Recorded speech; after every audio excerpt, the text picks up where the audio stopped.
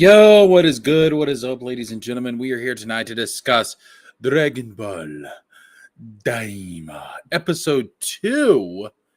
And damn, man, it was a good episode, but there wasn't really a lot that happened this episode.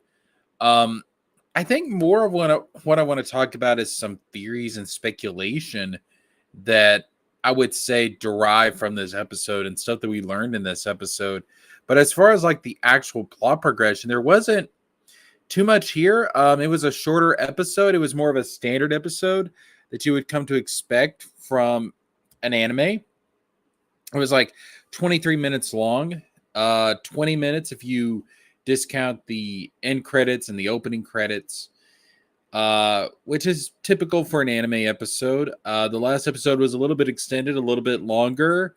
Uh, and I gotta say, man, like this series just keeps moving along and it makes me smile. It makes me happy. There's a lot of stuff in this episode that was very nostalgic. Obviously, we got Kid Goku back, and Kid Goku. Well, you know what? I guess I'll just dive into the first thing I want to talk about, and that is the power pole, man. So as you see in the thumbnail, as you see on the picture on your screen right now, Goku got the power pole back. Goku got the power pole back. This is something we saw in the trailers for Daima leading up to its release. Goku is back with the power pole. And I like the explanation as to why he needs it again. It makes a lot of sense. But the disrespect that the power pole has gotten since the days of OG Dragon Ball, it's like, Roshi, come on, man. Come on. What are you doing? Show some respect to the power pole, man. It's an icon of the series. This episode starts out with Goku and his friends. They have been turned into kids. Obviously, we saw at the end of the last episode.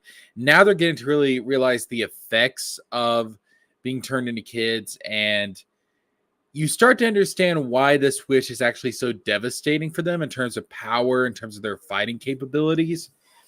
And you start to understand why Goma decided to go this route, because there is a bit of a handicap here when it comes to their fighting abilities. Not so much, I don't know if it's so much their power, because we don't really know if it limits their power. We don't really know if it's a Dragon Ball GT type of thing, where when Goku was turned into a kid, he was still able to access Super Saiyan and Super Saiyan 2 pretty easily.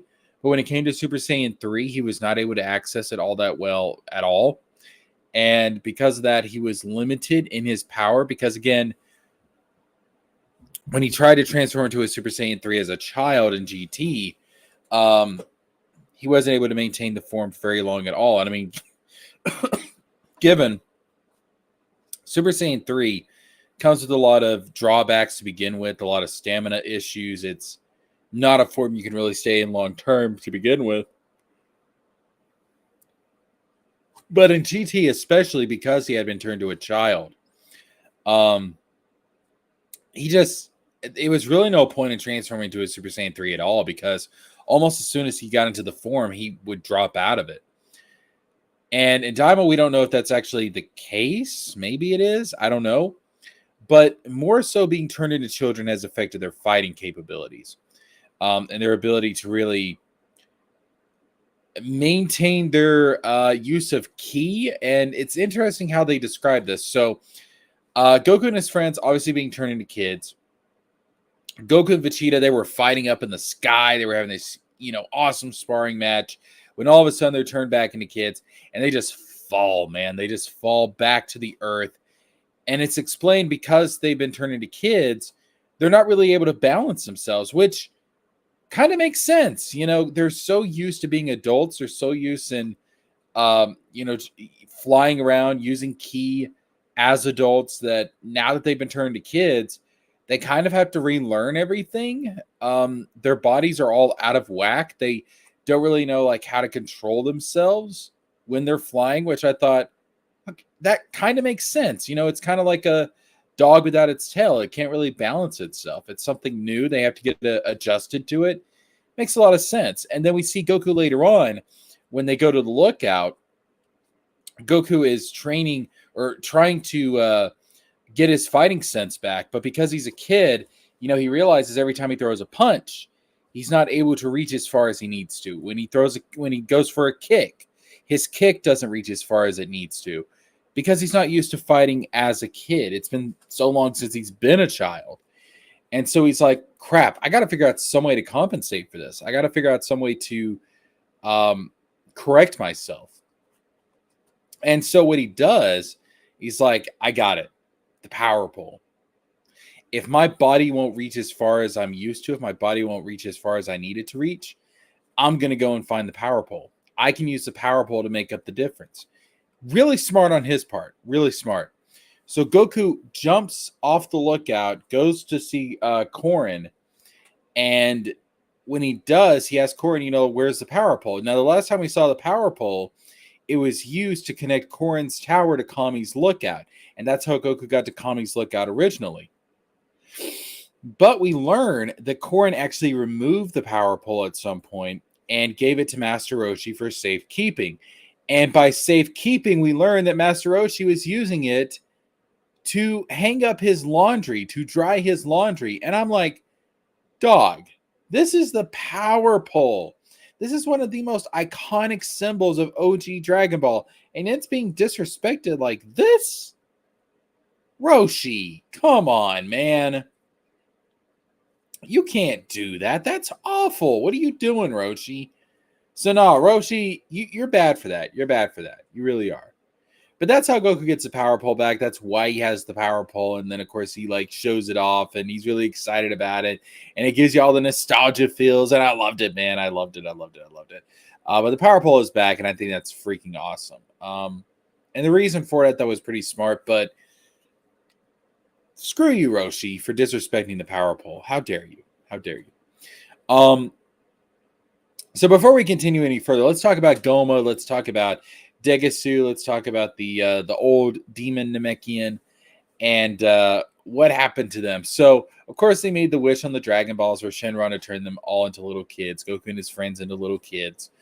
And after making the wish, Shenron's like, all right, I'm out. And they're like, whoa, wait a minute, hold up. Aren't you supposed to give us 3 wishes? Shenron's like, nah, that's just a courtesy for regulars, man. Like, what? Huh? Can he do that? I mean, listen, I understand that Dragon Ball started out as a gag manga, but wait a minute. Hold up. It's funny as hell. It really is. It's a nice joke, but can Shenron legitimately do that? Can Shenron just say, nah, I'm not going to grant the other wishes. You only get one. It's like, aren't you bound to the rules of the Dragon Balls, Shenron? Now, I understand that somebody can gather the Dragon Balls, and if they choose to, they can only, they can limit the number of wishes they want to make. Like, they don't have to use all 3 wishes. And in that case, like, the amount of time that the Dragon Balls are inert is reduced. I understand that. But that is the one who summons the dragon making that choice. Can Shenron himself just dip? Shenron's allowed to do that? Since when? Since when, dog? Since when is Shenron allowed to just say, nah, even though you gathered the Dragon Balls, I'm out, dog? I did not know that Shenron had that level of autonomy.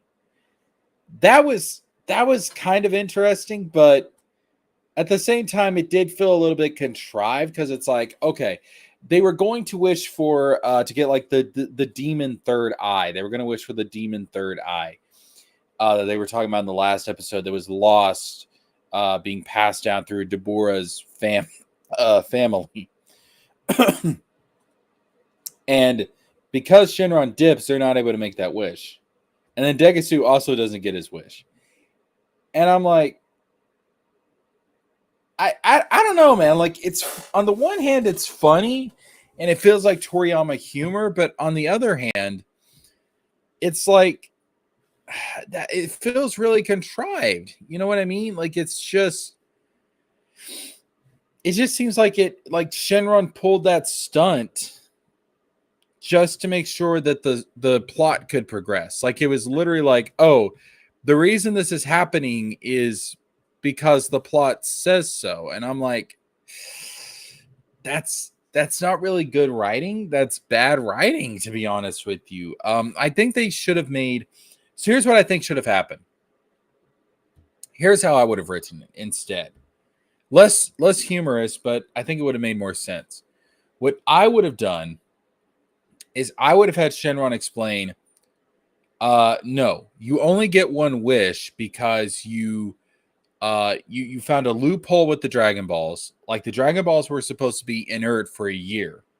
They've only been inert for a few months. They've not been turned into stone for a full year. So because of that, you only get one wish. I think that would have made more sense. That, yes, this old ass Namekian, he can revitalize the Dragon Balls early, but when he does that, it limits the number of wishes you can make. That would have made a lot more sense from a writing standpoint. It would have been like, okay, yeah, that seems like a fair trade-off. Seems like a fair trade-off there. So I think that's what they should have done instead of this whole. I mean, again, it's funny, it's hilarious, but from a writing standpoint, it feels really, really contrived. So that's the way I would have written it.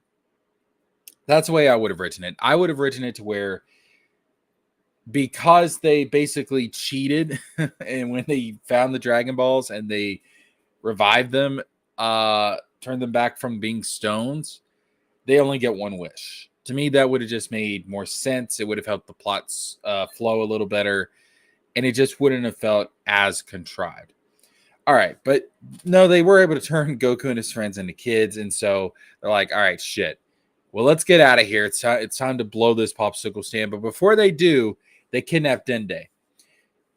And Dende, along with Mr. Popo, and trust me, we're going to talk about Mr. Popo. Oh, yes, we are going to talk about Mr. Popo in this episode, for sure. Because that Popo revelation is nuts, bro. Holy shit. But they kidnap baby Dende. Now, I do think it's a little bit weird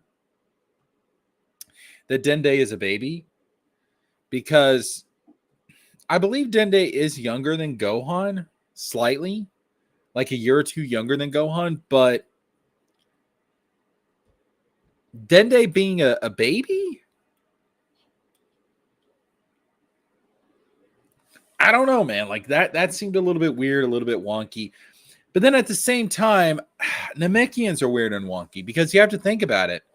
Technically, Piccolo, Piccolo Jr., he's only like, what, 6 years older than Gohan? No, I'm sorry. 8 years. 8 years older than Gohan. Yeah. Because King Piccolo created him, birthed him, spat him up with bleh. King Piccolo birthed Piccolo Jr. And then there was 3 years between that and Goku and Piccolo having their match at the World Tournament. And then there was another 5 years between their fight at the World Tournament and the arrival of Raditz. And Gohan was born shortly after the fight between Goku and Piccolo, like probably literally within the year after the fight between Goku and Piccolo. So Piccolo's only like 8 years older than Gohan, technically. I know that's weird to think about, but Namekian aging is weird. So I'll let it slide. Namekian aging is very, very weird. So maybe Dende being a baby, I don't know.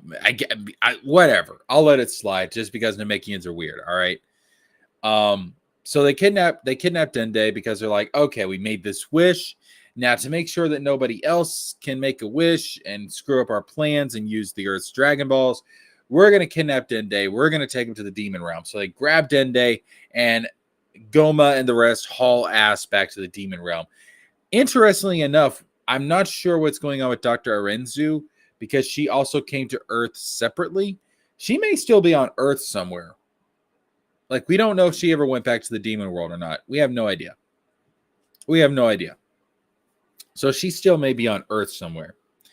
But regardless, they head back to the Demon World with Dende.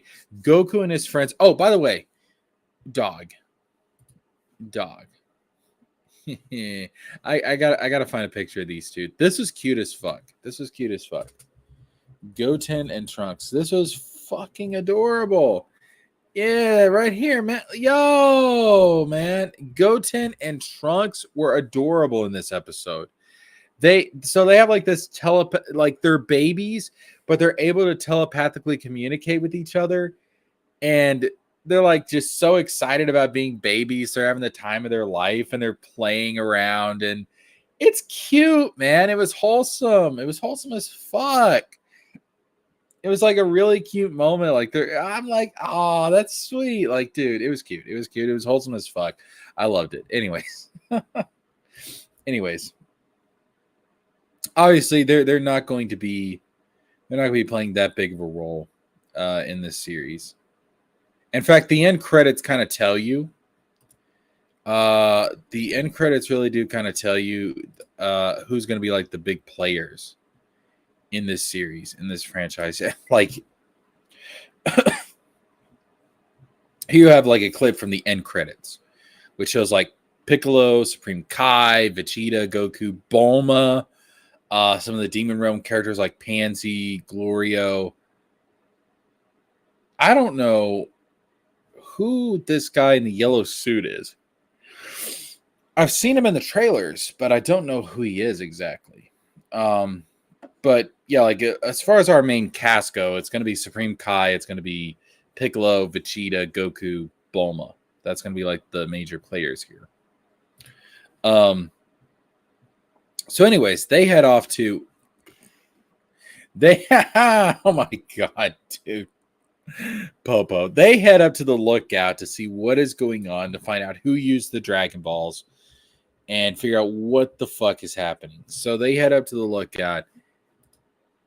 And what the fuck is this, dog? This Popo, man. This is, honest to God, this is kind of nuts. My jaw dropped. I couldn't believe this. So they go to the lookout and Popo tells them, oh, these guys from the demon world showed up and they kidnapped Dende. And we see what Popo looks like without the turban. He has little horns, man.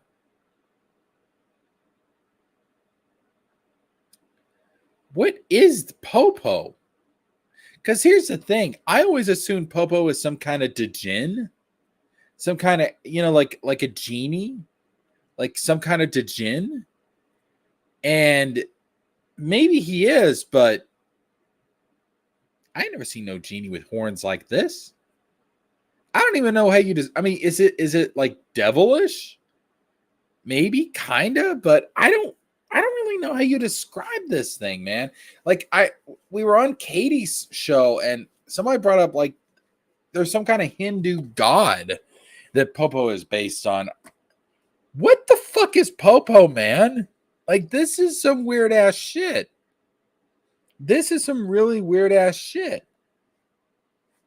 I was not expecting to find under the turban that Popo had these horns. He looks so weird. It's so comical. I honest to God don't know what to make of this.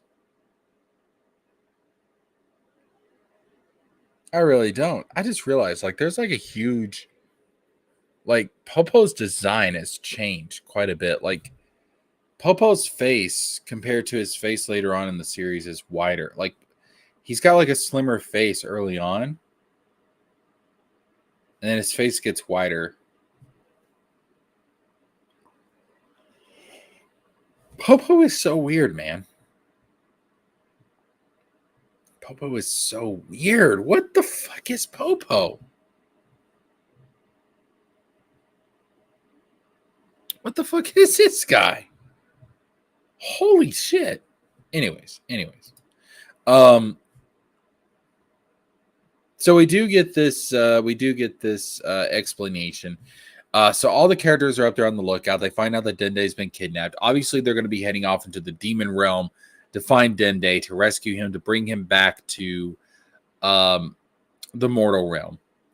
And at the same time, we learn that when it comes to the Supreme Kai, when it comes to the Makaio Shin, this was kind of interesting. So let me go ahead and pull up an image of Supreme Kai from the episode. Let me go ahead and do that.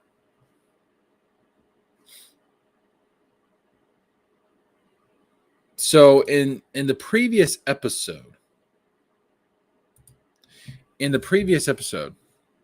yo, what's up, Tevin? How you doing? Yes, new Demon Realm lore. We're actually about to dive into that. So in the previous episode, we had the Makaio Shin, Degasu and Arenzu refer to Shin, the Supreme Kai, as their brother. Yeah, the Demon Kai is a Makaio Shin. Yes. So they refer to Shin as their brother. Now, I made the assumption because I know about the Kai lore, and I went over this in the last episode review. Kais are born from a divine tree. Regular Kais are born from regular fruit from this divine tree, like King Kai, Grand Kai, those type of Kais. Supreme Kais are born from golden fruit on this divine tree, and Makaio Shin are born from like rotten fruit from the divine tree. And no. The Makaio Shin are born from like, hold up, I'll pull it up. Hold up.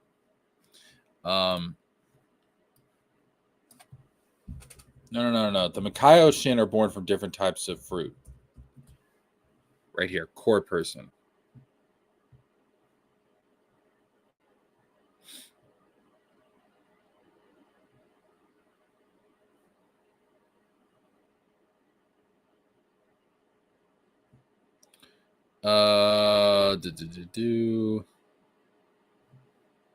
See, like right here, it talks about the core people are born from magical fruits that grow off the kaiju, appearing as male and female. The average core person possesses special abilities.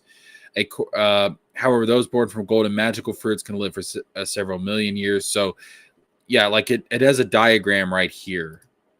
So, like you have regular Kais are born from the regular fruits. Supreme Kais are born from the golden fruit. And then if you go down to where it talks about the Makaio Shin,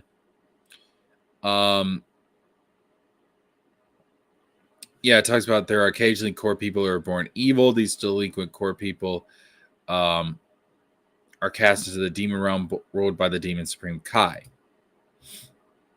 Now, if we go to the demon Supreme Kai,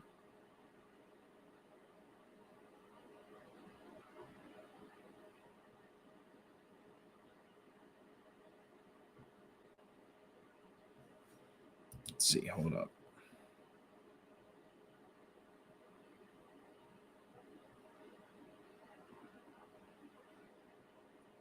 Fuck, where does it talk about? Hold up, it talks about the. Oh my god, this is what I hate about Dragon Ball sometimes is that it brings in all this fucking shit from like stuff that doesn't really. I mean, I get it. There's like Dragon Ball Heroes and stuff. I understand. But it brings in all this shit from Dragon Ball Heroes and it makes it so difficult to get to the actual main canon.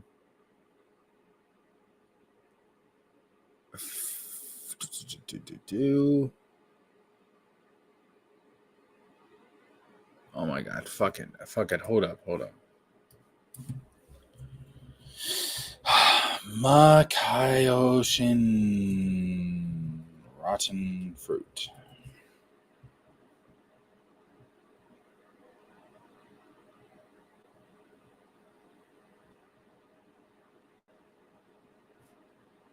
Yeah, okay, right here. Kaizenshu. Here we go.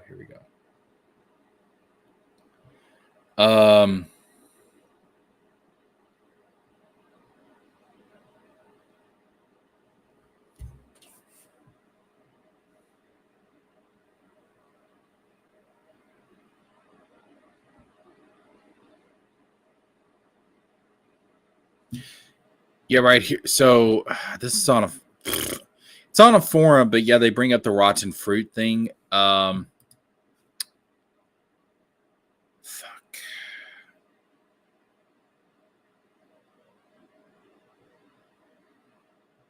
Anyways, it's rotten fruit. It's rotten fruit. It's just I'll have to find it later. I'll have to find it later. Anyways, I can't. I wish, you know what I wish they would do? I wish the Dragon Ball Wiki would, honest to God, separate like the anime and manga canon from everything else. Kind of like how in the Star Wars Wiki they have the legends pages and then they have the canon pages. It would make it so much easier, but they won't do it.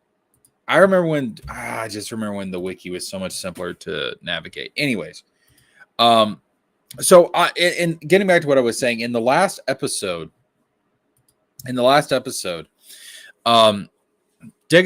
and Arenzu refer to Shin as their brother. Now, I took this to mean in just the general sense of kinship.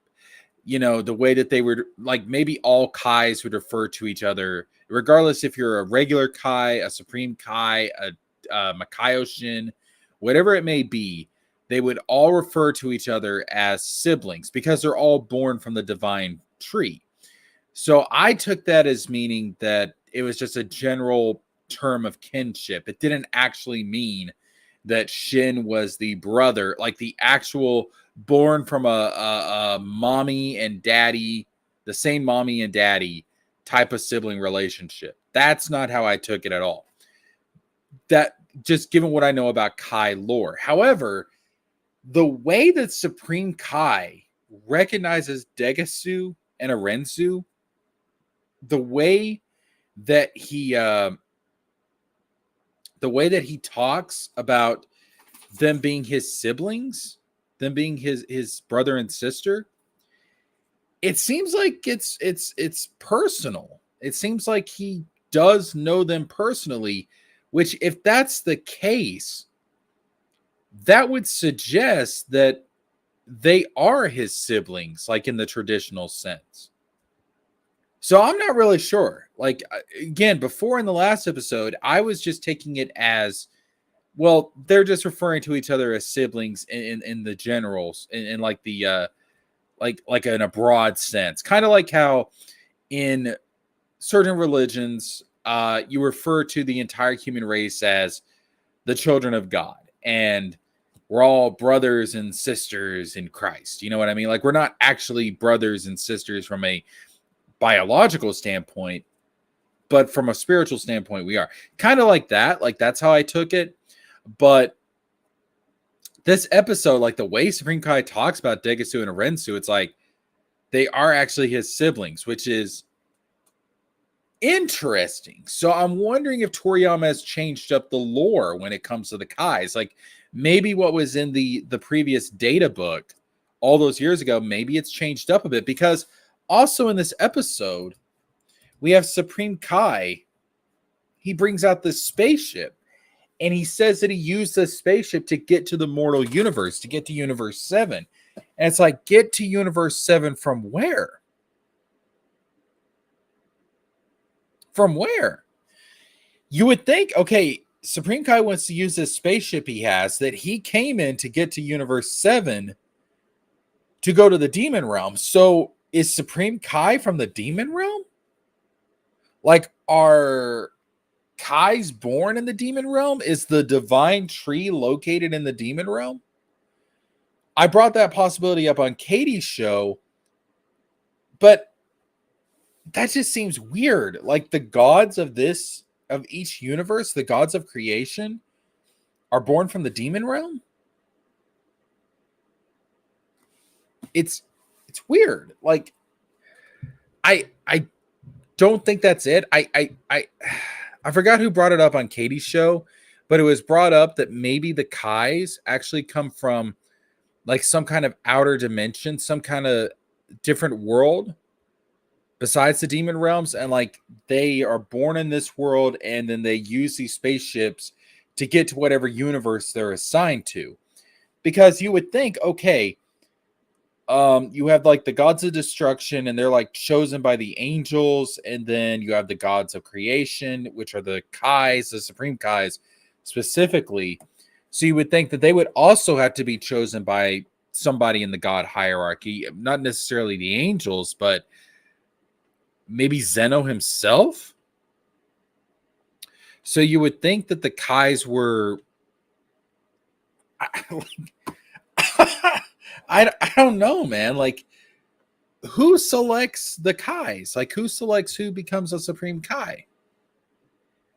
It's. I'm sure we'll find out in later episodes of Daima. Because Daima seems to be really digging into the origin of a lot of races. And let me look at the chat real quick. I see that Tevin posted a few more things. I started learning how to draw, so tomorrow I'm going to try sketching my main character, Victor Ragnall. He's going to be inspired by Kratos' brother Deimos, younger version. That's pretty cool. Excuse me. Yeah, inspired by Deimos. That's inspired how? That's interesting. The Namekian lore is different now from the episode. Different how? What about them being from the demon realm? Yeah, I talked about it in the last episode. Which I guess this is a good moment to transfer to the next topic, to move over to the next topic, and that is the demon realm and the demon realm races. So Supreme Kai explains in this episode that it is a safe bet if somebody has pointy ears, they're probably from the demon realm. Now, he does make a clarification. That's not true for every race with pointy ears. Not every race with pointy ears comes from the demon realm, but pretty much everybody from the demon realm has pointy ears. That's a good way to put it. Not everybody with pointy ears is from the demon realm, but everybody from the demon realm has pointy ears, essentially. So again, like, is he suggesting that the Kais come from the demon? I don't know. Like, that seems very weird to me, because the way it was described before is that the Kais are born on their own planet somewhere. And when a Makaioshin is born, they're cast into the demon realm, almost like they're imprisoned in the demon realm. So it just seems very weird to me. Again, and Toriyama may have changed his mind. I mean, that was all on a data book. That was in an interview from 10 years ago. He doesn't have to keep to that. Because it was never presented in the official story. So he could change things up for sure. I don't know. We know that Namekians are now from the demon realm. So, and Goku even asked Piccolo, like, if he remembers the demon realm, and he says no.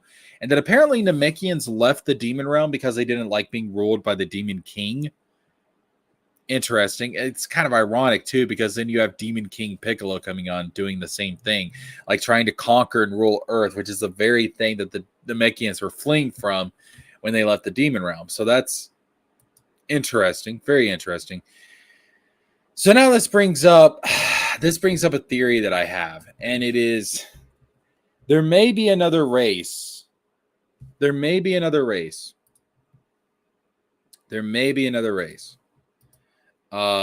Involved with the demon realm. Another race that we're very familiar with that actually comes from the demon realm. Not the Kais, not the Namekians. Nah, dog. We're talking about the Saiyans. I brought this theory, and this is a theory that a lot of people are latching onto. I saw that Jordan the Dragon Lee brought this up, and he may have been the first one to actually bring up this theory. But he's the first one I saw bring up this theory, and I kind of think there may be something to it, bro. I really do. But look at the Uzaru. Take a look at the Uzaru. What do the Uzaru have? They have pointy ears. What do we know about people from the demon realm? Demon realm citizens have pointy ears. I'm just saying, bro. There may be a connection here. Again, like Shin said, not everyone with pointy ears is from the demon realm, but everybody from the demon realm has pointy ears. And the Uzaru, the Saiyans, when they're in the Uzaru form, they have pointy ears. Now, here's what I'm thinking. I think that there is a possibility that Saiyans do originate from the demon realm. But just like with the Namekians, they left the demon realm. They settled on a planet in the mortal world, in the mortal universe. And when they left the demon realm, they were in the form of the Uzaru. Like that's what Saiyans originally were. Saiyans were originally Uzaru. And that's what they were when they left the demon realm, and they settled on a planet somewhere. And then over time, as they evolved in the mortal universe, they became the humanoid Saiyans that we know today. And they lost their pointy ears. They were no longer these giant apes. They were like these small humanoids. And when they go Uzaru, they are essentially tapping into an atavism. If you don't know what an atavism is, it is a trait left over by an ancient ancestor along the evolutionary line. This is why some humans are actually born with tails. They're not functioning tails, but they're born with tails because it's a leftover from an evolutionary ancestor. So what I'm thinking is that when the Saiyans go Uzaru, they're basically activating a atavism of their ancient demon ancestors. It's an evolutionary atavism of their ancient demon ancestors. So the Uzaru is demonic in nature. And this kind of goes along with the whole Journey to the West theme in Dragon Ball, because Sun Wukong in many versions of Journey to the West is in fact a demon. He is a demon that goes on to achieve Buddhahood. There's some stuff here, man. And then on top of that, like you have in the last episode, Goma and Degasu watching the Boo saga, and they even speculate, wait a minute, are these Saiyans, are they actually demons? And they're like, no, they can't be demons because their ears are rounded. But what they don't know, what they don't realize is that the Saiyans have an alternate form where their ears are pointed. So is that foreshadowing? Is that kind of like a little wink, wink, nudge, nudge? Hey, here's a future plot point. Saiyans are actually demons. And what I'm getting at here with this is that if the Uzaru represents an ancient demonic ancestor of the Saiyans, then when Goku and Vegeta are in the demon realm, they may be able to tap into their ancient demon ancestry. And not only are they able to go Uzaru, but they may be able to combine the Uzaru form with their now humanoid form that they developed over evolution being in the mortal realm. And you get some kind of Uzaru humanoid Saiyan hybrid, aka the canon version of Super Saiyan 4. Because a lot of people have speculated, especially given the similarities between this series and GT, that we're going to get a canonized version of Super Saiyan 4. However, it may be the case that this transformation is only obtainable in the demon realm. Like something about being in the demon realm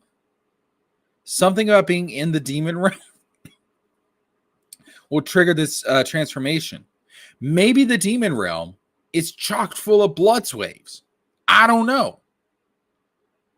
But if the Uzaru represents an ancient demonic ancestry lineage for the Saiyans, it's very likely the demon realm is going to trigger that, and it's going to create some kind of new form that's Uzaru based. And that could be the canonized version of Super Saiyan 4. Now, it's probably not going to be called Super Saiyan 4. I think it would be something more like a Were Saiyan. Or perhaps, again, if the Uzaru is demonic in nature, it may straight up just be called Super Saiyan Demon. It may just be Super Saiyan Demon. Which is going to be interesting as hell. I'm telling you, we're going to get some kind of canonized version of Super Saiyan 4. And I think it's very likely that Saiyans may find their origin in the demon realm. Which is fascinating. I mean, it's fascinating as all get out. And it makes so much sense when you think about what we know about the demon realm races, what we know about Saiyans, what we know about like how this ties into the whole Journey to the West Sun Wukong thing. There's just a lot of shit here that points to Saiyans coming from the demon realms, Goku and Vegeta getting some kind of Uzaru demon transformation. And if that's the case, man, I can't wait. Oh my God, it's going to be awesome. Are you kidding me? It's going to be fantastic. I think Deborah's father might be the villain of the show. Abra? Possibly. Let's see if we can actually pull up an image of him. Because we do see him. He's actually shown. Yeah, here we go. He's actually shown in the credits. Now, what's interesting about this is that he's shown in the credits, but apparently he's supposed to be dead. Like, that's the thing. Like, you would assume that Deborah became the Demon King. Andrew, what's up, my man? Hey, what's up? Yo, how you doing? I'm doing good. I just got home from work. Awesome. You got to be doing better than me, man. I just found out today I got to get a new alternator for my car, and it's like, fuck. That's gonna be expensive. I mean, that's gonna be. I was hoping it was just the battery, but yeah, the alternator, that's gonna be cheap in the at the cheap end, like $150, which is annoying as all get out. Yeah. But yeah, I mean, you know, it is what it is. I got to get the shit done. It is what it is. It is. It is what it is. It was what it was. It will be what it will be. Undo what was. But I'm just trying to enjoy Daima tonight. So yeah. Tevin was bringing up that Tevin thinks that we might get Deborah's father as like the main villain. Maybe. Because I think I can't remember who said it. But they said that like what's his name? The one that's the current Doma. Yeah, that like Doma is like very strong. And I'm like, are you sure? He doesn't really seem that very strong. You know, unless he has like some hidden power, you know, that he's not showing. Well, it's possible he may get the third eye, like the demon eye. Yeah. And that may give him a power up. I do think it's interesting that in the credits of Dragon Ball Daima, they do show Deborah's father in the background. And it's like, okay, for a character that's supposed to be dead, why go through the trouble of creating a design for him? Because if he's dead, you would assume he's not going to show up in the story proper. But yet, here we go. We have him in the background. We have a character design for him. Yeah. So I do think he has to play some kind of role, and it may just be flashback. I mean, it may just be flashback, but probably he's got to play some kind of role. Yeah, he's got to be some kind of significance to the plot.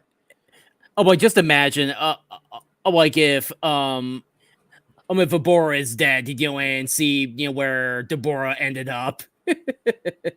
Yeah, and the thing is, it's like, see, here's the thing: we don't really know what Deborah was like before Bobbity mind controlled him. Yeah, I mean, for all we know, Deborah could have been like, he could have had like his own sense of honor or something, and maybe he wasn't that bad of a guy. You know, we don't know. I mean, obviously he had some evil in him, or otherwise Bobbity couldn't control him. But you know.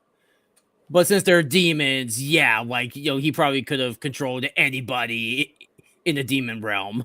Exactly. So I've been told, and this is just like some of the rumors that have been going around, like this series is basically going to be like the Game of Thrones of Dragon Ball. Like it's going to be very much about the politics of the demon world. And I feel like this is going to, I'm not saying that Deborah is going to come back to life or anything like that, but like it could recontextualize Deborah and like make him a more nuanced character. Yeah, maybe. Maybe they will show. Oh, wait, maybe they will give us a flashback to how, to how, you know, Bobbity got control of Deborah. You know, and we kind of get to see what he was like before. Yeah.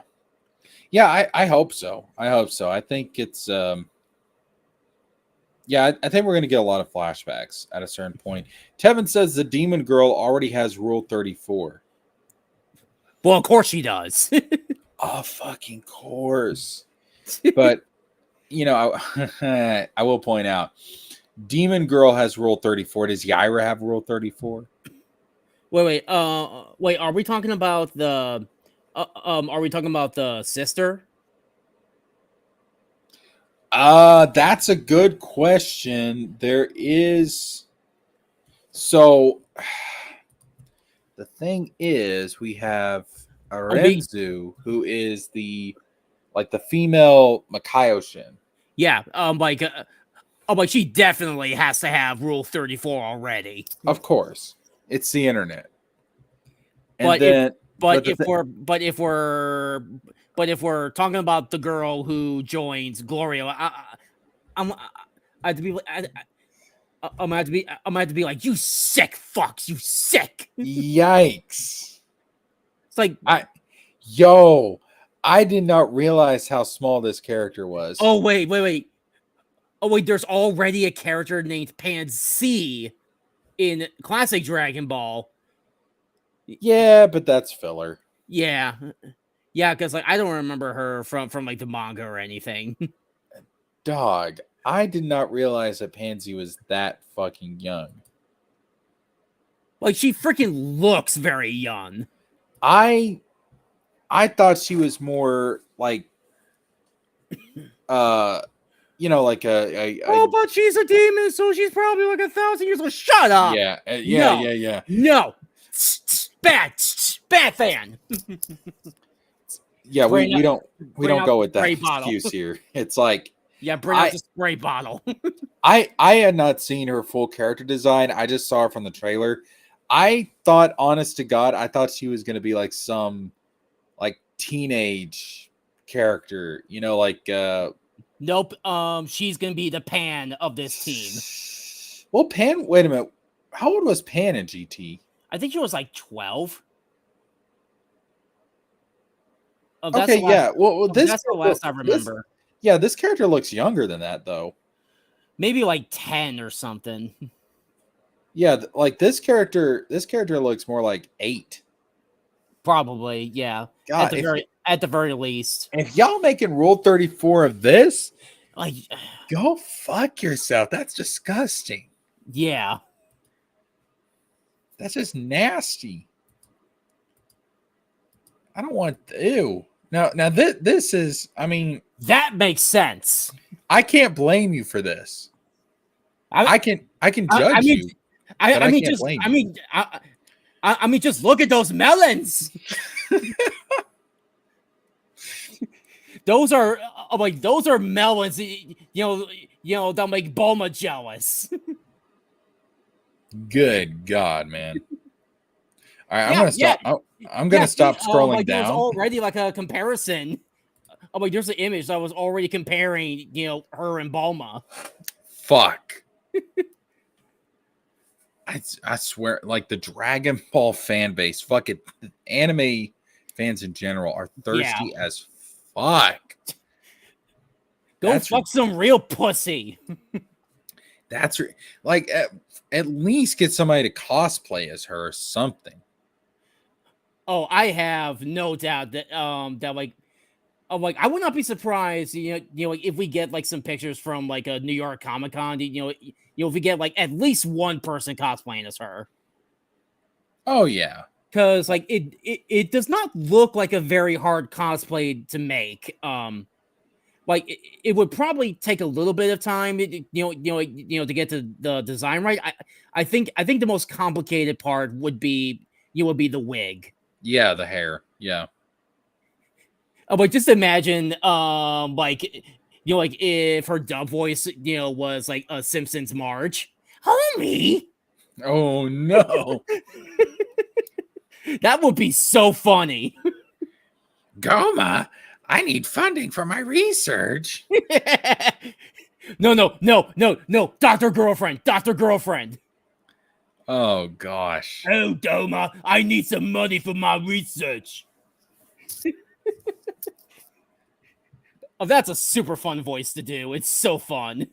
Oh, speaking of Goma, I do wonder, like, so he's supposed to be the new Demon King. He's supposed to be Deborah's heir. What was the like um like this is why I prefer to dub over sub because like I just forget what people say in the sub but like what was the ruling that like makes him next in line, because I I assume that like if Deborah's father is still alive, then wouldn't he technically take over, temporarily until they actually find a better candidate?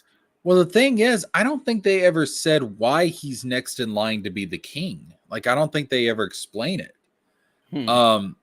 All we have is Degasu saying, like, well, with Deborah gone, that makes you the new Demon King. And it's like, okay, but why? Because is he Deborah's son? Because he doesn't really look like Deborah. Yeah. Yeah, because like in the image, like you could definitely see like a resemblance. Yeah. But I mean, that's just a general demonic look. Yeah. Um, Maybe they're like different kinds of demons. I will have no doubt that Devilman is from the demon realm. wouldn't surprise me. It may be possible that Goma takes more after his mother. Maybe. Oh, by the way, like I just noticed a picture of Moro, and I was looking at it, like Moro like actually has pointed ears, so so his magic is probably demon magic. Oh, does he? Oh, Wait a minute, hold up. yeah, look at him. Let me look up. Let me get a better image of Moro. Yeah, like like look up like Super Dragon Ball Super Moro. Oh, you're right. Well, again, like I was saying earlier in the stream, I said the way that Supreme Kai describes it, not everybody with the pointy ears is from the demon realm, right? But everybody from the demon realm has pointy ears. Yeah. That could be possible. I mean, I was saying earlier, like I think there's a chance that Saiyans are from the demon realm because of the Uzaru. Yeah.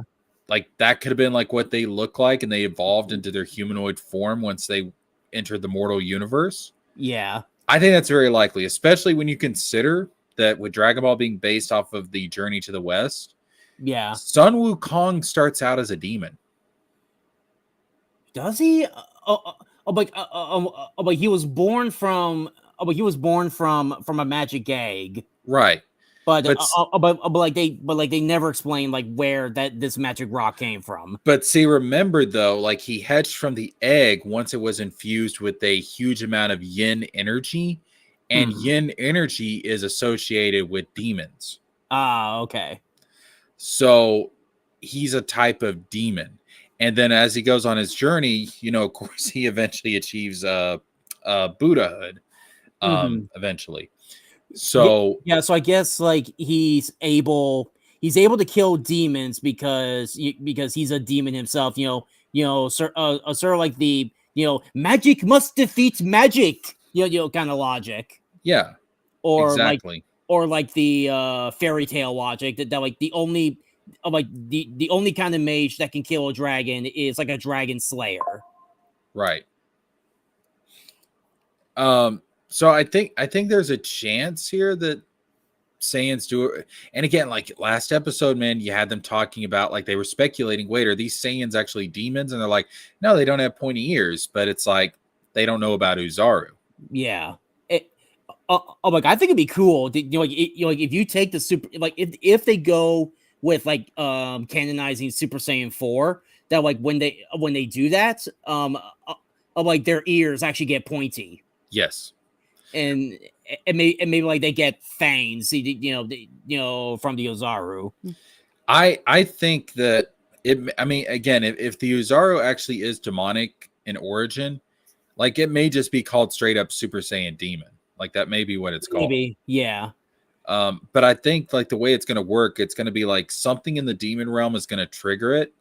Yeah. And it's be something exclusive to the demon realm. Just something about that environment's going to trigger it, and it's going to be like a Were Saiyan, pretty much. Yeah. But like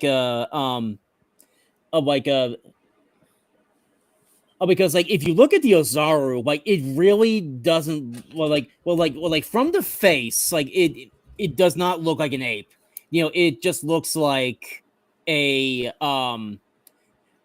like it just looks like a werewolf in a monkey's body. Right. Though it could also be, like at the time, Toriyama probably didn't know how to draw apes very well. So he just designed the Ozaru the way he did. I just wonder, like, what's going to be the change? I mean, besides, I mean, I think the form's going to have pointy ears. I do agree with that. Obviously, it's going to have fur. I still hope that they keep they keep the fur and the way the hair grows, because it does look really cool. And maybe like they grow back their tail. Yeah. And like the only difference is that they get pointy ears and they get fangs. Yeah, I just wonder if it's going to be red. I would think not, because that would be too similar to Super Saiyan 4, and they're going to want to differentiate it somehow. I mean, I've heard some people say it might be gold, kind of like this image. That's how I would imagine. If like I'm just gonna call it mastered. A mastered Ozaru is like its own transformation, but they can also combo it with Super Saiyan. Right. I don't think it's gonna, because the way I interpret it, and I could be wrong about this, it's like I view Super Saiyan as something that like developed somewhere along the line as it's like a consequence of them becoming a warrior race. Mm-hmm. So it's something that they evolved innately eventually, and they had the potential for it. Yeah. Whereas Ozaru is something that's more in the past. It's more primal. And it's more of a callback. And it's something that got lost to time. Right. So to me, it's like Ozaru represents like the past of the Saiyans. Super Saiyan represents what the Saiyans are now as a race. Yeah. And with Broly, he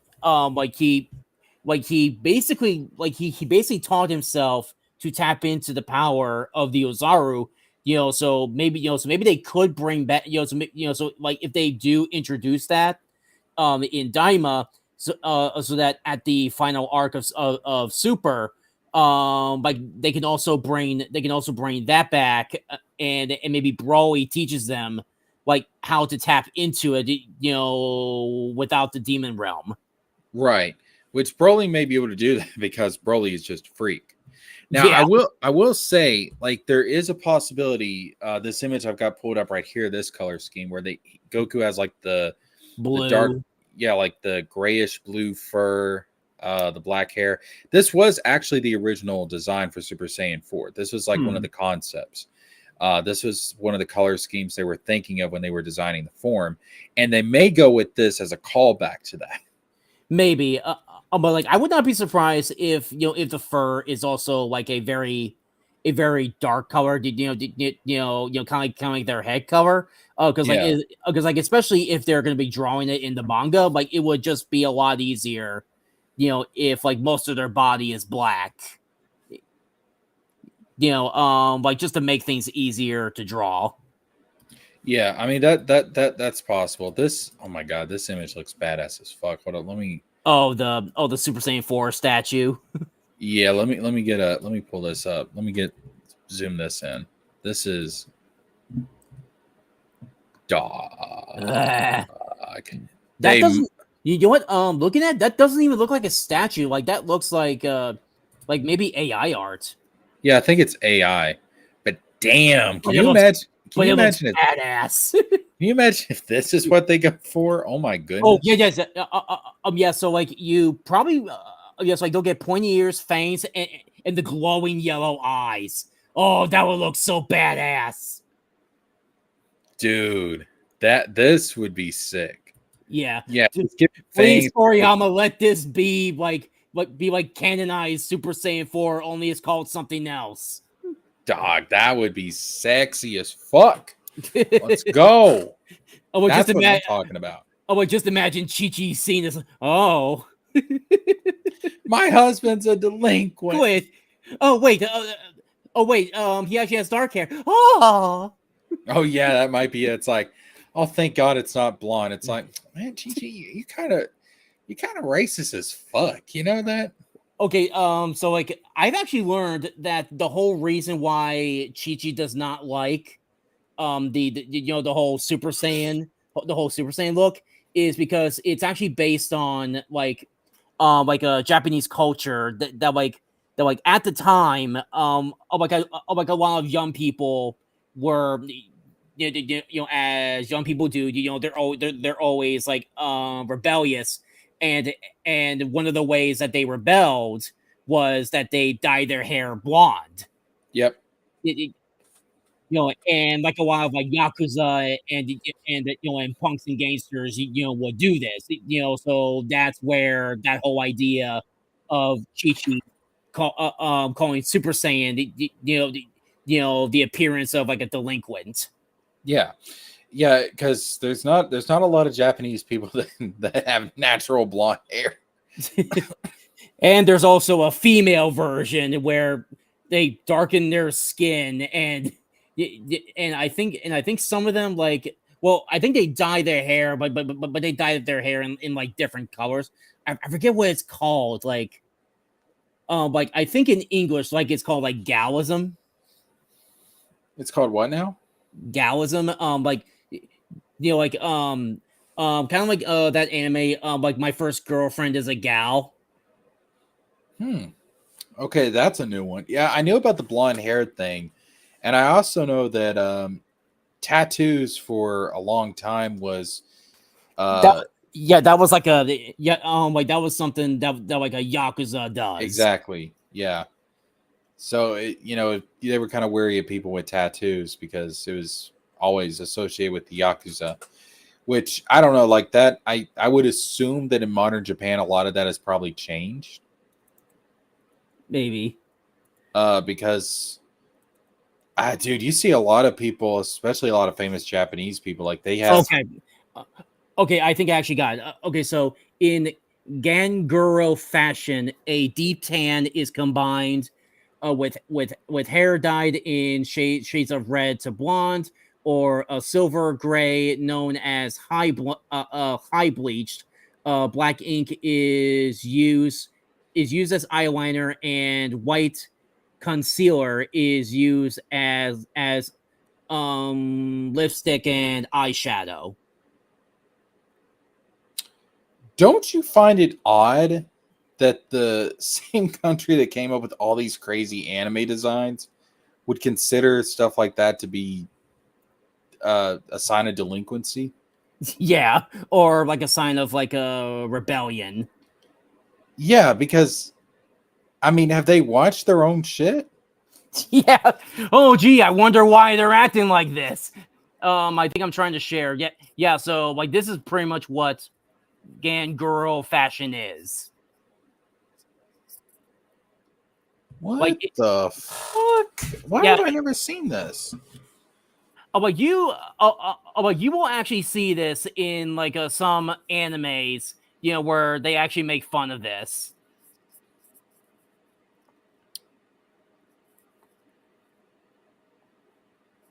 Yeah, like where like they intentionally like darken their skin and and do all this crazy shit. I was not aware of this. Oh my goodness. Ye- ye- oh it's just a phase. It's just a phase, mom. It's just a phase, mom. Just like with America, there was like the whole emo phase. Yeah, I mean, does that still exist? I'm not 100% sure that, but I'm willing to bet like it's not as common as like it used to be. Because like I think in like have you watched um Dan to Dan? I saw the first episode and I was like, yeah, Well, like Granny gonna gobble your pee pee. I was like, ooh, okay, yeah, I'm good, the, man. the anime is weird. But like in that first episode, like I think Momo's one of Momo's friends, was actually in that Ganguro fashion. Oh, I think I could see that being in that show. Yeah. yeah. Yeah, so like yeah, like I guess it's something that, that like some girls go through, like in like an act of rebellion. I think there's also like this phase where like there's a whole like romance anime out of it. I can't remember what it's called. But it's like they have like that evil where they have that evil eye phase where they like pretend that one of their eye has like some sort of great power, and Yeah, again. it's called the Sharingan, dog. I've seen Naruto. But yeah, like but like I think it's like Japan's version of like main character syndrome. Do kids in Japan actually believe that they're the main characters of a? Okay, yo, Japan, I love Well, you, but you need a bit of a reality check. yeah, but let's face it, we have that we have that here in America, but it's called social justice warriorism. Yeah, yeah. Um, yo, what's up, Wizard of Wordplay? Yo, hop in here, man. The invite link is in the chat. Yeah, I don't know. Japan's an interesting culture. Yeah. There's a lot of things about it I love, but there's a lot of things that are just why. Yeah. It's just like I don't know, like to me the blonde hair, the tattoo thing, it's like, okay, like I can see how that used to be considered rebellious. I would think Japan's lax on that. The gal thing is like, huh? This is just weird. This is just beyond bunkers. Yeah, it's weird, man. Well, yeah, but like I can kind of see why some of them do this because Japan's culture is very strict. Yeah, and I guess like the like the young people like want to have like a sense of like individualism, and some freedom, but then like eventually like they just grow out of it. Conform, bitch. Yeah, but like, yeah, but I'm willing to bet like every culture, has its similar thing. When it comes to their young people, because like every young person, always wants to, like, you rebel against the machine, man. Wizard, how are you so unaware about Dragon Ball? I mean, I don't know what a Saiyan from a Saiyan and or Heran, boy. Dog, it's Dragon Ball. It's like it's so culturally significant. It's like asking an American, if they know who Superman is. Yeah. I mean, dog. I mean, like Dragon Ball was one of the primo animes that like made like Japanese culture like a thing in America. Now, and it's now like a worldwide phenomenon because I think Mexico loves Dragon Ball more than anybody else. Oh yeah, dog, dude. As much as America loves Dragon Ball, we ain't got shit on Mexico. We ain't got shit on Mexico. They have a freaking statue of Goku there. Where's our statue of Goku? We have a statue of Superman. We have a statue of Superman, but not Goku. Goku's in the Macy Thanksgiving parade. Oh yeah. Well, yeah. Like that's a step forward, but we need a statue. Listen, man. Fuck a Lincoln Monument. Fuck a Washington Monument. Where's my Goku Monument? Yeah. I'm like the Goku Monument is just his Super Saiyan hair. Fuck it. Let's go. Let's do this. I want an Uzaru statue in the middle of the mall in Washington. Let's go. But also Saudi Arabia, why how dare you have a Dragon Ball theme park before Japan or us? Yeah, why? How dare you? Seriously, where did that idea come from? What makes you so special? Where did that idea come from? I don't know. Why Saudi Arabia? Why not here in America? Like, we got plenty of room. Well, you would think it would be Japan first. Well, let's compare country sizes. The U.S. versus Japan. I know, but Japan is Japan, and Dragon Ball. I mean, and Japan probably has enough theme parks. They got they got Disney World Japan, which I heard is like the best Disney theme park in the entire world. I think they also have what? They have a WWE theme park? How? Why? What? Yeah, why? Hold up. What the WWE theme park? Saudi Arabia. That's like having like a UFC theme park. Like, why? Like, what's the point? I bet it's like a very small venue. What? Like, that's the entire map? Why? Okay, here's a Dragon Ball thing. What? Can someone please explain to me why Saudi Arabia is getting all this shit? Like, am I missing something? Like, what is it about Saudi Arabia that makes it so damn attractive for theme parks? I'm willing to bet it's like it's like the landmass. Maybe there's like so much room there, that like they can just put shit there. But here in America, we got lots of places, that you can throw a Dragon Ball theme park in. Or hell, given how popular it is in Mexico, why not throw it in Mexico? Yeah, like I'm surprised that Mexico hasn't done it yet. I swear, humanity, y'all don't make sense sometimes. Y'all don't make sense to me sometimes. It blows my mind. Like, I don't. Holy shit.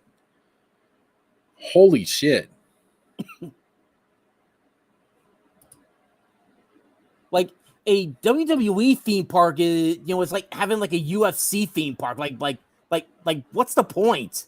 Oh, the capsule building. Oh, I want to go in there. Dude, if somebody actually created capsule technology in real life, can you imagine how rich they would be? Oh my gosh, yeah. Like especially, like the tablets. Yeah, oh my god, it'd be wild, dude. Glorio. Like the episode, the way it ends, like Glorio shows up and like he brings along Supreme Kai and Goku, and obviously Vegeta and Piccolo and Bulma is going to get there later. But Glorio cosplaying as Han Solo. I heard somebody say, "Oh look, it's blue skin, pointy eared future Trunks." Yeah. Well, yeah, because if you think about it, Glorio is Glorio and Pansy are just replacements for GT Trunks and Pan. Step into the Grand Tour, Grand Tour, Grand Tour. Step into the Grand Tour, Grand Tour, Dragon Ball Ball GT. Daima, Oh my goodness, Dragon Ball Daima. dude, we're getting canon Super Saiyan 4. We It's have to. happening. It's happening. I Almost mean, it's like just almost there's like too much you're GT here. Yeah, there is so much GT that way I will be incredibly insulted and hurt, by Toriyama. If Canonized Super Saiyan 4 doesn't happen, I will be incredibly hurt. Saudi Arabia basically paid for it themselves. They want to be a tourist Oh, destination well, now. good for them. But how is that? I mean, listen, we all know what's going on in the Middle East. We don't need to get into detail about it, but we all know what's going on in the Middle East. How is that going to Yeah. attract tourism with how crazy things are over there in that region? Like, especially with Saudi Arabia's laws. Yeah, like that's the thing. Like, are they really going to be a tourist destination? Like, are people? I mean, I love Dragon Ball, But but I really I am not willing to pay that much to travel to travel all the way to the other side of the world for a theme park. I mean, if I had the money, I would. Like, if I was just Yeah. filthy stinking rich, I would. But Yeah. at the same time, like I'd be more concerned about my safety going to Saudi Arabia. Oh yeah. And I mean, don't get me wrong. As far as like the tech, as far as like where they and are, with our women, and with our women. yeah. Now, I mean, the laws are a little bit wonky. I mean, I'm trying to keep it, tame for YouTube. The laws are a little bit wonky, but in terms of like their tech and their money and stuff, yeah, like Saudi Arabia is up there compared to the other Middle Eastern nations. That's true. Yeah. But at the same time, it's just the overall region that kind of freaks me the fuck out. Yeah. Also, I like this image of Goku and Glorio in the credits. Yeah. I just from this alone, I get the sense that Goku and Glorio are going to bond like crazy, and then something bad's going to happen to Glorio that's going to break my heart. Just like with that just like with that angel from the super manga with Yeah, in the moral arc. yeah. Toriyama, don't mess with my feels, man. Don't mess with my feels. But Stop making me cry. I can just picture this guy like dying and being like, Goku, please, you're the greatest. Protect the demon realm. and that's gonna be like his death of Krillin, and maybe that's how canonized Super Saiyan 4 happens. Yeah, he's gonna start going all crazy like he did against Frieza. It's gonna be like, you ruthless, heartless bastard. And his eyes turned yellow, and his ears start to get pointy, and he started growing a whole bunch of hair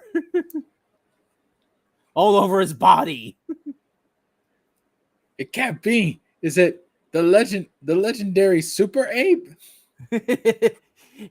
Sacre bleu, could it be the legendary Super Swine? Oh man, I miss Team 4-Star. Yeah. Oh, like, have you been watching like their video commentary? I think they're going through like the Super Dragon Ball Heroes a web series. Wow, that's got it. See, I tried, but the Dragon Ball Heroes stuff is just so fan fiction. It's fan fiction on steroids. I just can't take it seriously. Like I get it's like trying. Like I get it's like it's nothing but like a promotion for like a Dragon Ball card game. Not for the actual like Dragon Ball Super card game. But like I think for like the card game arcade thing. Yeah, yeah. Yeah, but like, just imagine if Yu-Gi-Oh was like that. Oh, dude, I can't. I'm sorry, I can't take it seriously. Well, yeah, like I just can't. Well, yeah, like I don't think it's like meant to be like. Yeah, like I don't think it's like meant to be like 100% serious. Like it's like like it's all just like it's all just fan service. Like just giving you what you want without it ever being canon. Yeah, it's just so It's like like there's like a Super Android 18. There's like legendary Super Saiyan 4 Broly. I'm like, dude, whoa. Super Saiyan 4 Broly, let's go. It's too much, man. I'm like, Like Super this is Android. shit. This is shit that people were coming up with back like when I was a kid. Like, this is fan fiction, like crazy, dog. Wait, like was there like a wait? So there was an actual Super Android 18. I think so. I think they I'm had that, and I'm trying to look like I'm trying to Google image it, but they all look fan made. I think so. Um, yeah. Let's see. Wait a minute. Dragon Ball Wiki. Oh, fucking ads. Uh,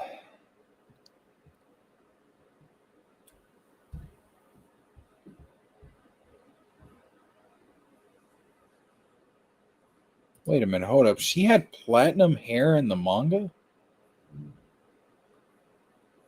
Well, like I think at the time, you know, like she was probably that because because the manga was in black and white, and they probably changed it to blonde, later on. Huh. But yeah, like I keep looking for it, and like a lot of it seems like fan fiction. I swear to God, there was a. I swear there was a Super Android 18. Hmm. Let's see. Also, Uh, like have you seen um My Adventure with Superman? the what now? My Adventures with Superman. Oh yeah, dude. As soon as I saw that, I was like, that's fucking Android 18.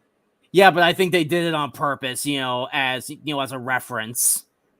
Oh yeah, I do too. Like you can tell from like the style of that show and everything. It's inspired by anime. Yeah. But I actually really like that show. Like I think it's pretty good. Like I can't wait for season 3. I think they're gonna like they're gonna bring in like season 3 is gonna have Connor Kent's Superboy introduced. Really? Yeah. And like I think and Lex Luthor is finally gonna be bald. Dude, I when she was on there and she was saying she was telling Clark, she was like, I admit that this planet has certain temptations. And she looked over at Jimmy. I was like, man, if I was standing next to Jimmy back right then, I would have been like, dude, you are so in. You're getting that Kryptonian pussy. Oh my God, I'm mad jelly, bro. Go get her, dude. Yo. Get that Kryptonian pussy. Oh my God. That was some shit. I was like, damn. Like that ice cream date, like that really stuck with her, didn't it? Yep. Oh, dude, now you know what? I'm craving some mint chocolate chip ice cream now. I don't have any. Fuck. I'm like, I got some Casey's like chocolate brownie ice cream, that I'm gonna have later. I want some mint chocolate chip now. I love mint chocolate chip.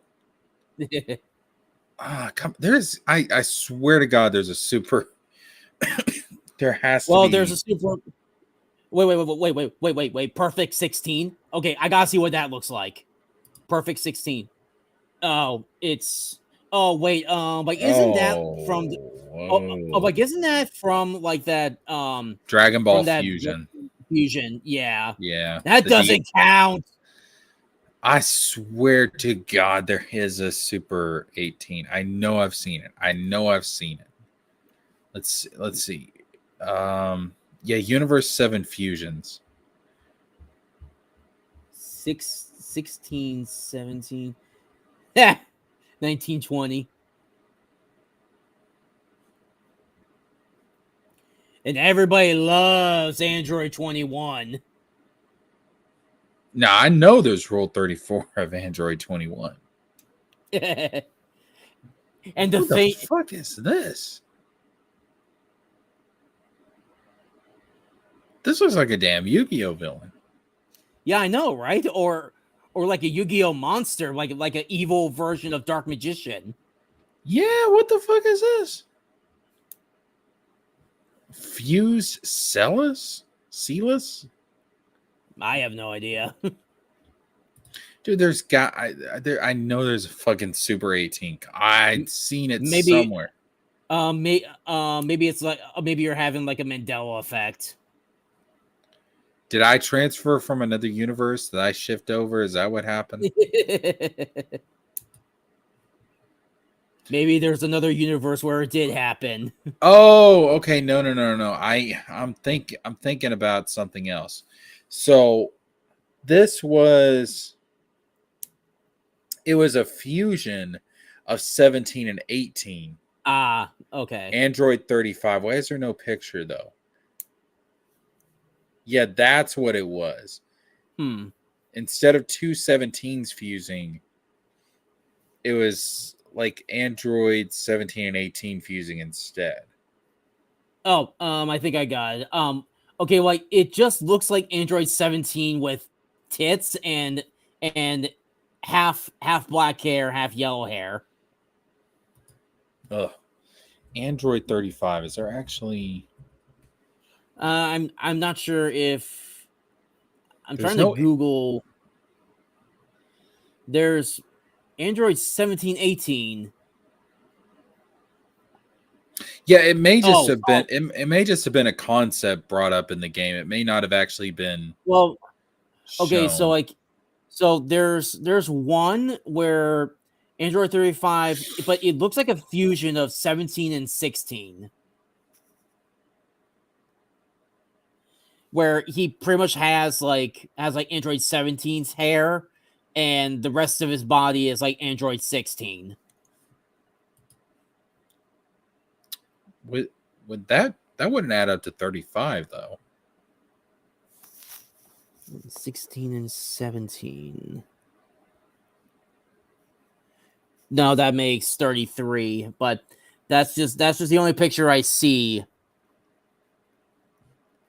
Well, no, I think the name is Android 16, 17, where like they don't really combine the numbers. Like they just say like 16, 17 or 17, 18, 19, 20. Like I don't think it really exists. I'm willing to bet it was like a fan made thing.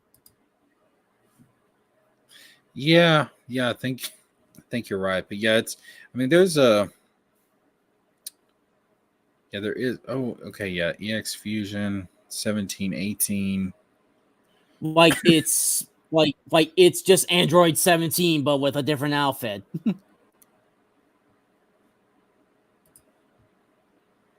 my god. See, I was talking about this earlier. I wish to God, man, that they would actually I hate navigating the wiki. I wish that they would create like a different wiki for like the stuff outside of the anime and the manga Mm-hmm. because it's cluttering up like the Dragon Ball wiki. It's like Yeah.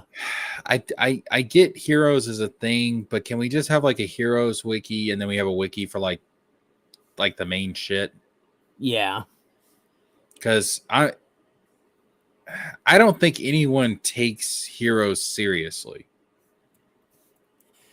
Yeah, like I don't think anybody does.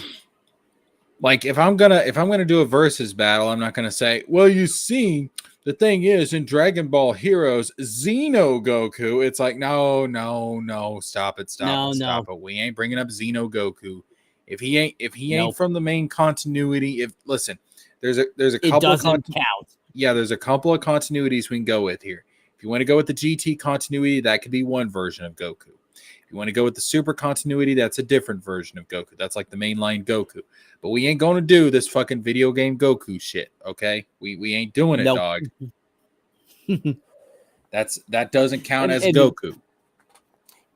and like their commentary, and the name of their commentary series is Dragon Ball BS. Ugh. Because it is all BS. Yeah, I mean, I was in Katie's chat and I was pointing out like Dragon Ball canon has always been a mess. Yeah. From the get-go. Yeah, because like Toriyama just keeps forgetting stuff. Oh yeah. And plus you have to consider, because here's the thing. Even back in the day, like before Super, before Dragon Ball Heroes, before any of that stuff, you had the original volumes of the manga, everything in the manga from Goku meeting Bulma all the way to Goku flying off with Oob. That's the original manga. Canon. Yes, that's the original canon. But then you also have the anime, which honestly is its own continuity because you have filler, you have the PyCon stuff, you have the Garlic Jr. stuff. There's a lot of filler. So that's kind of its own thing. And then you have the movie continuity, because some of the movies just will not fit into the rest of the series. Yeah. I mean, some will, like the Garlic Jr. movie can fit because it takes place during the 5 years between, like, it pretty much like shortly before the whole Raditz thing. Like that can fit. The first Cooler movie can fit because you can assume it took place during the 3 years they were training for the androids. Metal Cooler cannot fit because it's supposed to take place during the whole thing with the androids, but Goku, number one, should be busy with the hyperbolic time chamber training, and Dende shouldn't be the guardian of the Earth at that time. He doesn't become guardian of the Earth until after Cell becomes perfect. Yeah. Because they like lost. Like don't they lose the Dragon Balls because Piccolo fused with Kami? Yes. But like, wouldn't Piccolo be considered, like the new guardian, or was that because he was like part of the warrior clan? No, the reason why is because technically when Piccolo and Kami fuse back together, it's like recreating the original nameless Namek. Yeah. So it's which speaking of that, like I don't think so like I think Namekian fusion works a lot differently than Patara or the fusion dance, because it just seems that like Namekian fusion is just transferring one's ki into another. Like I don't know if you were you there on Katie's show, like during the part where I explained my theory that I think Zalama, the creator of the Super Dragon Balls, is actually a Namekian. Yeah, and then he defuses, like he splits himself into the rest of the Namekian race. Mm-hmm. So I think Namekian fusion is just like slowly recreating Zalama. It's just reversing that process. I'm two guys now, sup. But I think it's just something tied into that, which obviously that wasn't the original intention when Toriyama created it, but if you want to tie it into that, it can work. Yeah. What if what if that old man Namekian is him? Bum bum bum. I do think that because they've kidnapped Dende, I do think that old man is gonna like kind of bond with baby Dende because he was so happy to see another Namekian. Yeah. So he may end up becoming a traitor. He might betray Goma. Because Maybe. you got to think like he created those guardians to protect the demon Dragon Balls, and I think he did that because he didn't want people like Goma getting his hands on them. Yeah. Like I think there's a good chance he may just end up turning traitor. Maybe. Because like he's just always like too happy or something. Yeah, like he's drugged out of his mind. I feel like he's the type of character like you think is goofy and you don't really pay much attention to, but then it's going to turn out like he's like this ultimate badass and stuff. Because Toriyama has a history of doing that. If you look at like Frieza, for example, like every one of Frieza's forms kept getting monstrous and like Yeah. just like more scary until you get to his final form, which is sleek and slender, but it turns out to be the most powerful. Yeah. I think by the end of the I think by the end of Super, I think Frieza is going to become like the next God of Destruction, because I think that's what he's aiming for. I think he wants to be Omni King. Maybe. Because remember in the Tournament of Power, like he had that moment where he looked up at the Zenos and like he had that look in his eyes like one of these days you're not going to be able to control me.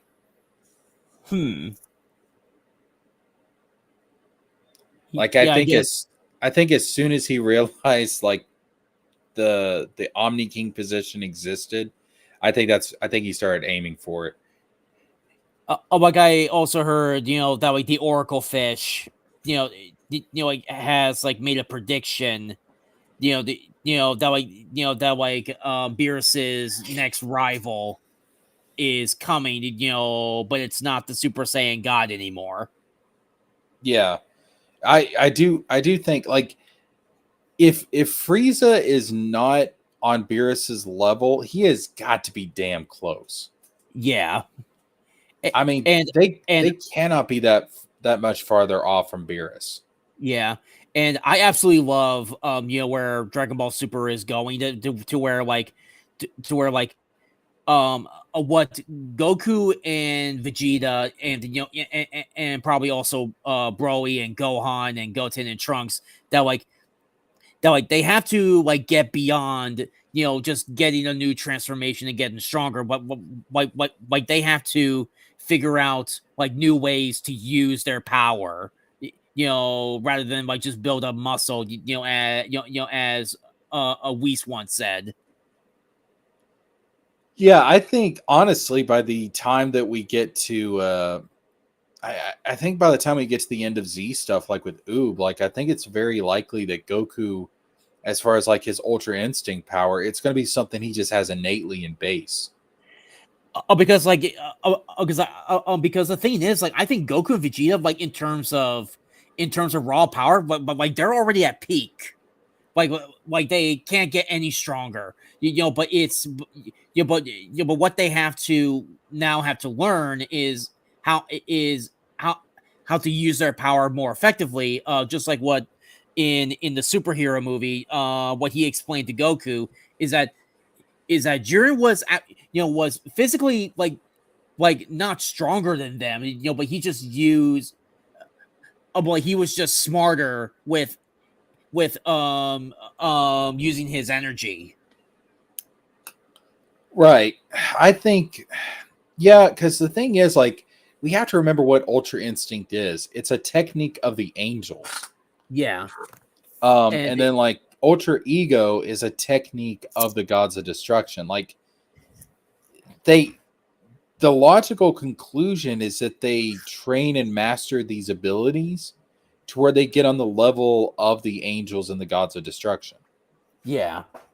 But but it's completely obvious that like Goku is not gonna become an angel, and obviously Vegeta is not going to become the god of destruction. Like there's no way they're gonna take that Are job. are you sure about that? Are you sure? Because I remember back in the day we had this image. Hold on. Yeah, but but I don't think that was like meant to like be like a canon thing. No, Like, no, I know.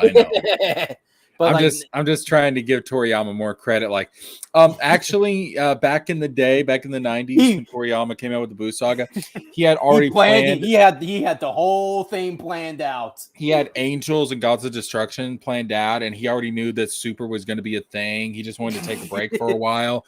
He Beerus is already in his mind. He knew Goku was going to get Ultra Instinct. Jiren was like the first character he ever came up with when he started writing Dragon Ball.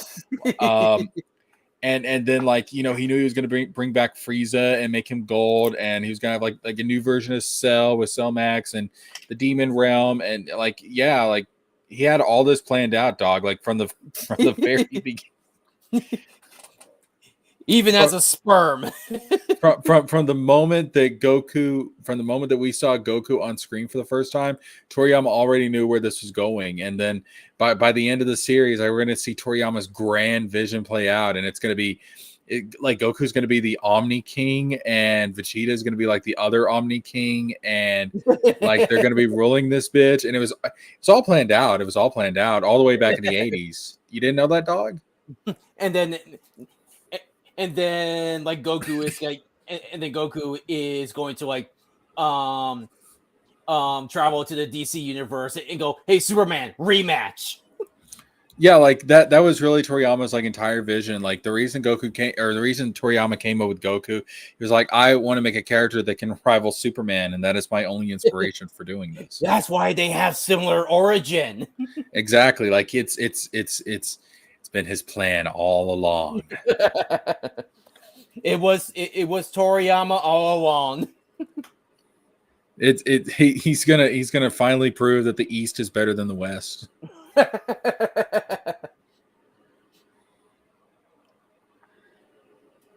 Like Toriyama's like sitting there watching Goku and Superman fight, and he's like, it's like the meme from the Godzilla movie. He's like, let them fight.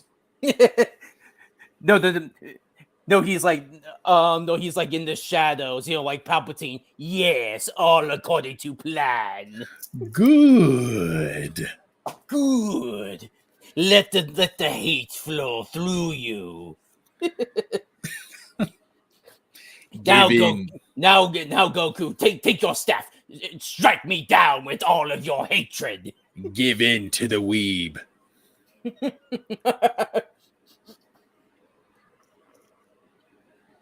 Like, I would love to see a death battle between Superman versus Sun Wukong. Yeah, that would. Yeah, you have a guy who's just completely invincible against a guy who's like 7 times immortal. Yeah. I mean, that's well. Also, you got to take in consideration like what Buddhahood is. Like you've literally transcended reality. But you're forgetting,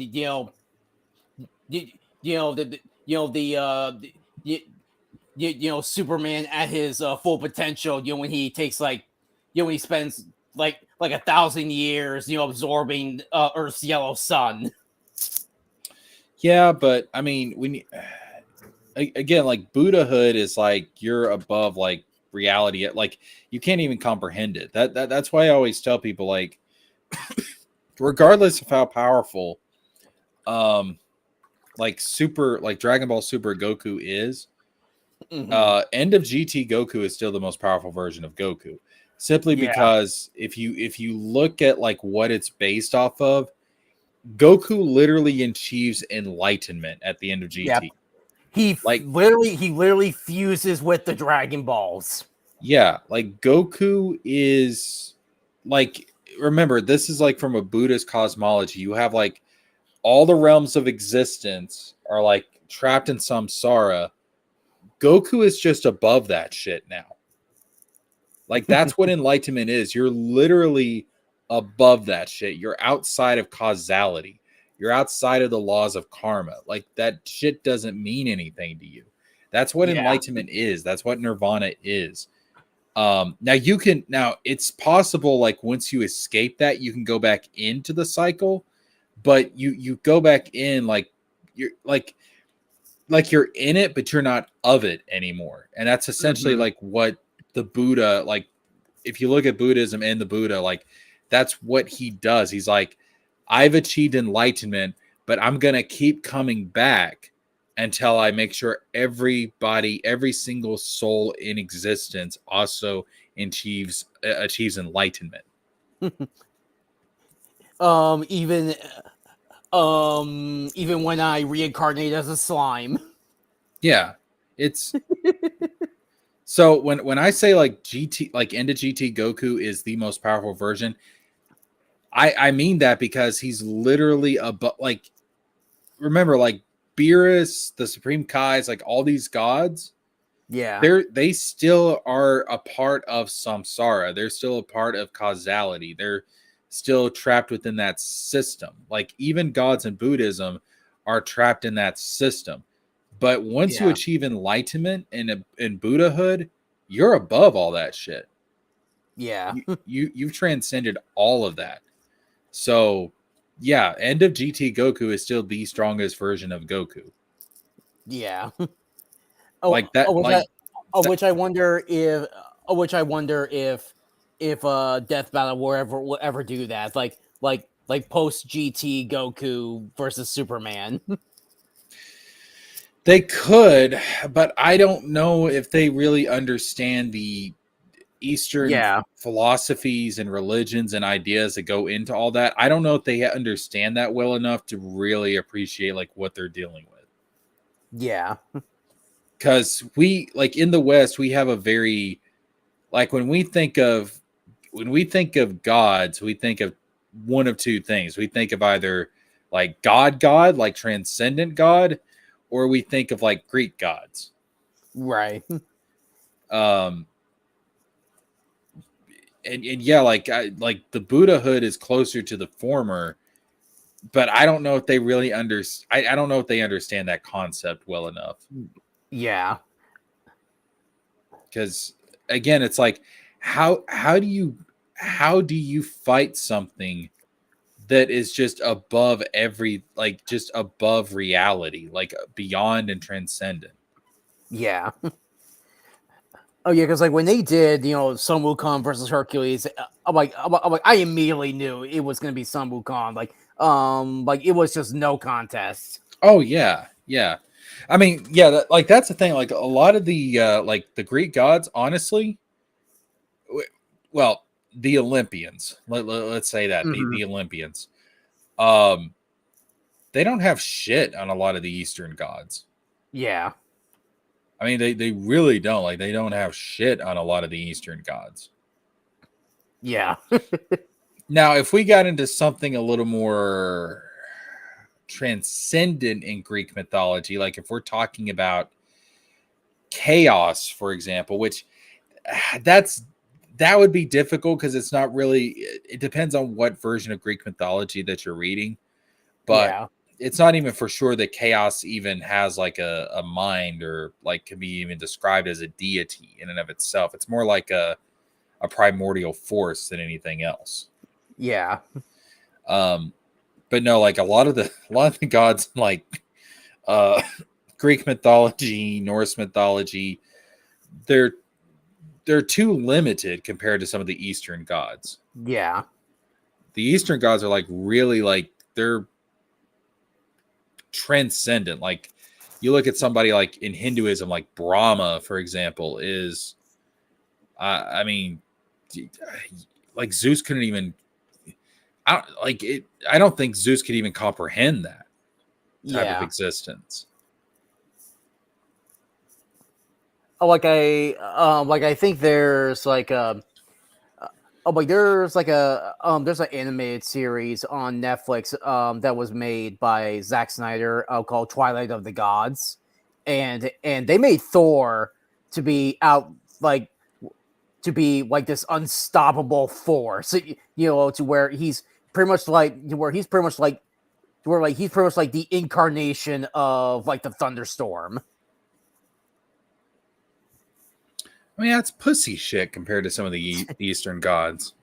Oh yeah, but like how do but how do you defeat a god that you can't touch? Like no amount of attacks can like ever like touch him. The Buddha would still whoop his ass because a thunderstorm's still part of reality. Buddha's like in nirvana, like he's transcendent. He's beyond all that. Like any kind of elemental force is still part of reality. Like nirvana is beyond reality. Yeah. Because it's literally like if you look at Buddhism, for example, and this is also true in some strands of Hinduism, the world's just an illusion. So we're in the Matrix.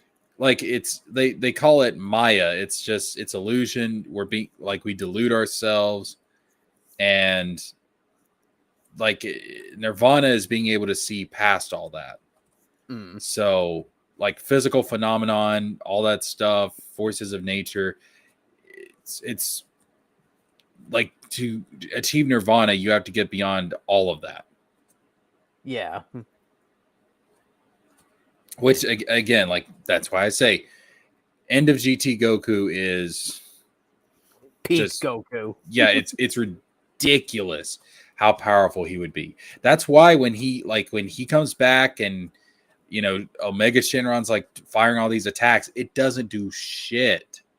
Because remember, Omega Shenron was born from the laws of karma.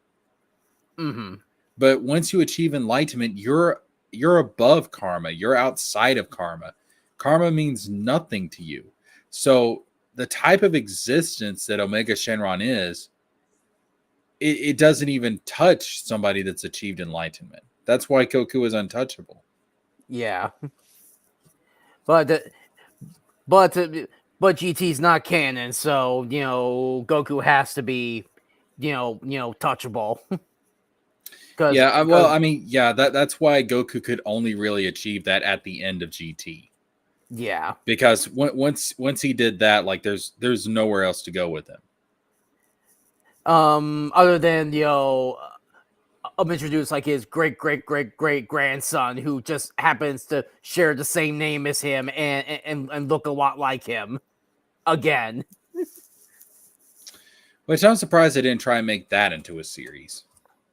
Yeah, I mean they had the movie, but I'm surprised they didn't try and do that as a series. Yeah, because that could be a way to sort of completely reset the power scale. Pretty much, yeah. Kind of like in Yu-Gi-Oh, where every new Yu-Gi-Oh series, like you always start with a new protagonist, and like the power scale like just completely resets. Yeah, because literally, like once you reach the end of Duel Monsters, you have the Pharaoh summoning like one of the creator deities of Egyptian mythology. Where do we go from that? Yeah.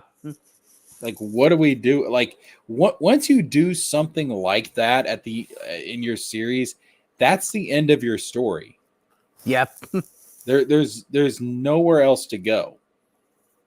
Yep. And that's where you have to go into GX, and introduce and introduce a new character with a completely new theme. Yep. Which is also my favorite theme. The elemental heroes, which are basically just Yu-Gi-Oh! Superheroes. Pretty much, yeah. Oh, by the way, did you see where DC and Marvel lost the copyright to the word superhero? Yeah, I heard that like Marvel has superhero spelled a certain way. I think it's like when superhero is like one word. Yes. I think this was a long while ago that anytime DC wants to use the word superhero, like they have to go super dash hero or super space hero. But not anymore. Oh, really? What did that expire? Yep. Huh. But did you also know that Marvel trademarked the name Captain Marvel, and now DC's Captain Marvel has to be like renamed to Shazam. yeah. Yeah. which, which I was like, DC, like, why didn't you trademark Captain Marvel? Oh, that we just wasn't paying attention, you know. Which okay, the story, well, like the story of Captain Marvel is effed up because, okay, do you know how DC acquired Captain Marvel? I think I watched a video on it a while ago, but my memory's rusty. Yeah, so like so during this time, DC was called National Comics, um, and the Captain Marvel comics were were being made by Wiz Comics, and and Captain Marvel was basically just basically a parody of Superman, and it got to a point where Captain Marvel was starting to outsell Superman, and National Comics didn't like that, so they literally sued Wiz Comics, and and National Comics won, and took all the rights of Captain Marvel away from Wiz Comics.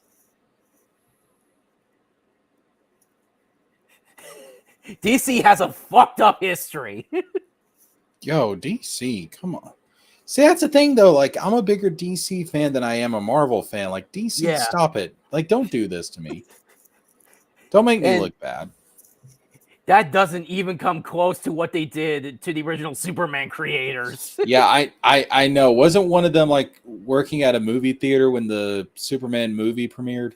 That I am not aware of, but yeah, like they really they screwed them over um with the rights to Superman, and I'm like there's a whole documentary on it. I think it was produced by Kevin Smith. But like but it's like a really interesting story. Dog, I see. This is this. I have such a hard time trusting corporations because of this Yeah. type of shit. That's why I am never gonna sell away, Melchizedek. Not until like my kids or grandkids, want nothing to do with it. Yeah, yeah. I mean, that's if I ever come out with something and it's a hit, like y'all ain't getting this shit. And I'm gonna say on my deathbed too. I'm gonna have a news crew there, and I'm gonna look in the camera, and I'm gonna tell the whole world, if they fuck this up, you don't have to consider anything outside of what I wrote to be canon. Yeah. Oh, like for me, like I would just immediately put it all in public domain. Like the minute I die, like it's automatically in public domain. Yeah. Of course, there. I mean, like if I had something that was like a long ongoing series, I would probably tell somebody, like, okay, look, in case I die, in case something happens, here's how this shit ends. You make sure that this plays out like I want it to. Yep. Which I'm pretty sure like that's what's going on with with Toriyama and Toyotaro. Toriyama probably had the whole ending written down, and it's up to Toyotaro, to sort of finish it. I hope so. I mean, I do, because let's see. I think I think it was Kentaro Miura, the creator of Berserk. I think he actually had like a bunch of notes and everything written down for one of his friends to finish the series in case something happens to him. Mm-hmm. And then Oda, who does One Piece, Yep. he has already said, like, he's told like one of his closest editors how this shit is supposed to end, just in case something happens. Yeah.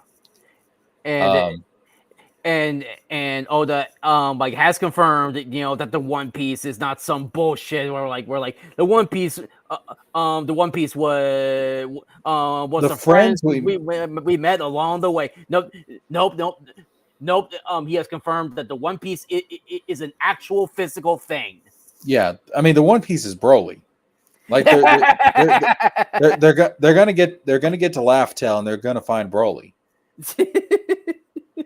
I mean that's what it is. The One Piece is just fucking Broly. No. The One Piece is One Piece is a One Piece swimsuit. Oh God. It's Jolly Roger's like biggest troll. I will say this. I think the One Piece is like we're all expecting it to be something epic. I think it's going to be something way more simplistic. And the reason why I say that is because when Roger found it, he laughed. Remember, when Roger found this, he laughed. Like I am not well in tuned with One Piece, because like I did not keep up with it. But like I have a buddy who's a big One Piece fan, and he tells me like a lot of things that goes on in One Piece. Yeah, what we know so far about the treasure is when Roger found it, his reaction to it was he laughed. He went mad. and then he said, "Joy Boy, I wish I had lived in your era." So maybe the One Piece is Luffy. Well, maybe. I don't know. I have no fucking idea what it is, but I think it's going to be something that's really just going to catch us off guard. It's going to be like, huh? And I think some people are going to be pissed. Yeah. But I don't think it's going to be. I do think when they get to Laugh Tale, they are going to find like a bunch of treasure, but the treasure is not going to be One Piece. It's not going to be like gold and doubloons and all that stuff. No. It's going to be like that. That's just going to. It's kind of going to be like a Cave of Wonders type of thing. No. The One Piece is like nothing but meat. And Luffy. That'd be some shit. Like everyone is so disappointed except for Luffy. That would be some shit. That would be nuts.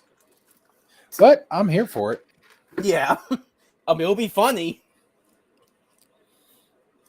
But I'm pretty sure all the diehard One Piece fans are like, we read over 1,000 chapters for this?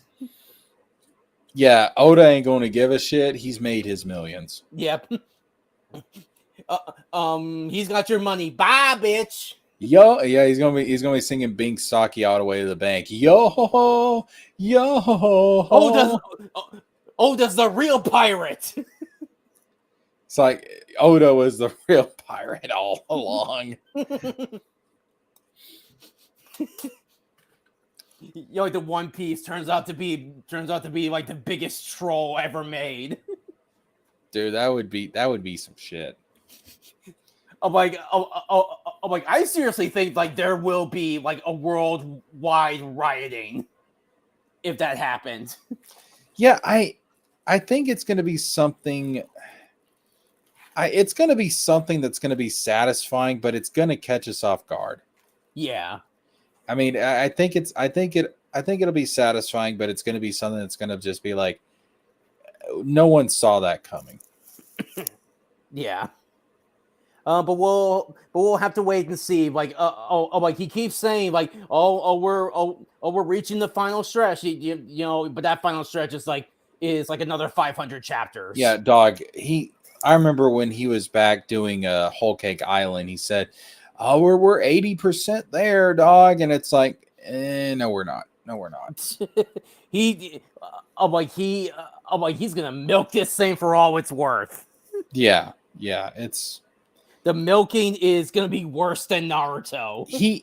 When he said 2 years ago that he thinks it's got 3 years left, we're not wrapping up the story of One Piece in a year. No. We just got to Elbaf. And I will not be surprised if he comes up with like a sequel series, for One Piece. Oh, I don't think that's going to happen. No, I think when Yeah, he ends it, I think he's done. He may let like other he's people probably do. set for life. He's probably set for life. Yeah, he may let other people do like prequels and stuff, but no, I don't think Oda's ever going to work on another manga. Yeah, like he's probably just gonna get the Toriyama treatment, where he just comes up with the concepts and like just let other people do it for him. Pretty much, yeah, I can see that happening. No, Please, I think when he's done with One Piece, I think he's done because this shit has been going on forever. yeah, please do not get upset. Oh, I don't get upset. I have people to do that for me. uh but yeah, I think that's gonna wrap up this stream. We've been going for a couple of hours now. And yeah, I'm We'll starting see. I'm starting to get sleepy as fuck over here. So I think we're gonna call it a stream. Appreciate you jumping on though. Yeah, yeah, that was fun. Like, I would love to do it again. Yeah. Yeah, I'd like to try and get these reviews out. I'd like to try and start streaming like early Saturday morning, but I don't know. I absolutely cannot wait to go to the fandom event, where they do where they do the dub premiere. Yeah, I'd like to as well if I can get my car fixed. Where I live in Indiana, like there are actually a lot of theaters that are, that are doing it. So like so I'm willing to bet that that you'll probably find a movie theater that's closer to you.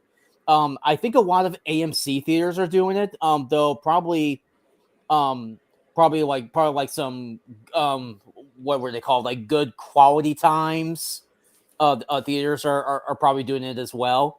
Yeah, the closest one to me is an AMC theater, but you got to wait a minute. Do you live in a city? Like I'm like I'm like northeast of the city, but I'm like 30 minutes away from it. Okay, yeah. All right. Well, we kind of have like a similar thing going on. Yeah. Yeah, I'm not walking to the fucking movie theater. Shit Well, it'll ain't be happening. yeah, because I think it's gonna be like a 3-day thing from November 10th to the 12th. Yeah, Um, like the original Thanksgiving. yeah, and then I think after that, probably a week after that, that I think they'll release the dub on all the streaming services. After that, and it's absolutely crazy. Okay, they have Daima on not just Crunchyroll, they have it on they have it on Hulu and Netflix. I mean, dog, this is like the last thing. Well, as far as we know, there is a rumor that Toriyama worked on another movie, but as far as Yeah, we know, this is the last thing that Toriyama worked on. So I can yeah. understand why. The movie, I'm willing to bet, I think a lot of people said that like they're gonna announce it like at New York Comic Con, but I don't think that happened. But most certainly it's gonna happen at Jump Fest. Maybe I don't think they're going to announce it until No. Daima's over. Oh no, because last I've heard is that at Jump Festa, Dragon Ball is taking center stage. So Oh, so I think they're definitely going to announce it. interesting. I did not know that. And Jump Festa is in December, so there's a lot of time for Daima to release all their episodes. So there's plenty of time. Hmm. Yeah, I can see that. Yep. All right, but yeah, I think we're gonna call it a stream. Appreciate you hopping on, and yeah, I'll be, of course, at some point doing the episode 3 review, and of course, we'll be talking about it on Katie's show, I'm sure. Yep. Oh, Yep. do you know who won the poll? I think Black Lagoon won. All right, yeah, I can roll with Yeah. that. I can roll with that. But for this Friday, we're doing the second half of Trigun. Oh, so you guys didn't finish Trigun on the last one. Yeah, because on Crunchyroll it has like 27 episodes of Trigun, and no one has enough time to go through all 27 episodes in like 1 week. Okay. Especially when some of us have jobs. So we decided to like split it into like 2 reviews. Where we go through like the first we went through the first 13 episodes last Friday, and and we're gonna talk about the later 14 episodes. And Okay. yeah, I just kind of figured that y'all had finished talking about it, but okay, yeah, nah. yeah. But like I think we've also agreed that like any anime show that has more than one season, like we're just gonna talk about the first season. All right. Yeah, that seems fair. Yeah, like especially with shows like Overlord that has like 4 seasons and 2 movies. Yeah, or Dragon Ball, which Just watch the abridged series. Just watch Dragon Ball Z the abridged series. You'll get through all that much quicker. or what's the Dragon Ball Z abridged series, the Kai versions, where it's like done in 3 minutes. Yeah, where like each fight is like only 3 minutes long. The following is a fan-based parody. Support the fucking show. No. Don't be a dummy. Give me your money. Yeah. I love that one. Oh, dude, I kind of wish they did a full-blown Garlic Jr. saga bridge, but the joke about Popo just consuming Garlic Jr. is still funny as fuck. Like I think I want to. Like there's a scene from DBZ Abridged, where Goku like keeps saying like hyperbolic time chamber wrong, and like Hyperglycemic rhyme chamber. You get one more hypersonic rhyme chamber. But what I want to do with it is that I want to make it a clip for Katie. But over Goku's face is like her anime persona. Saying the words wrong.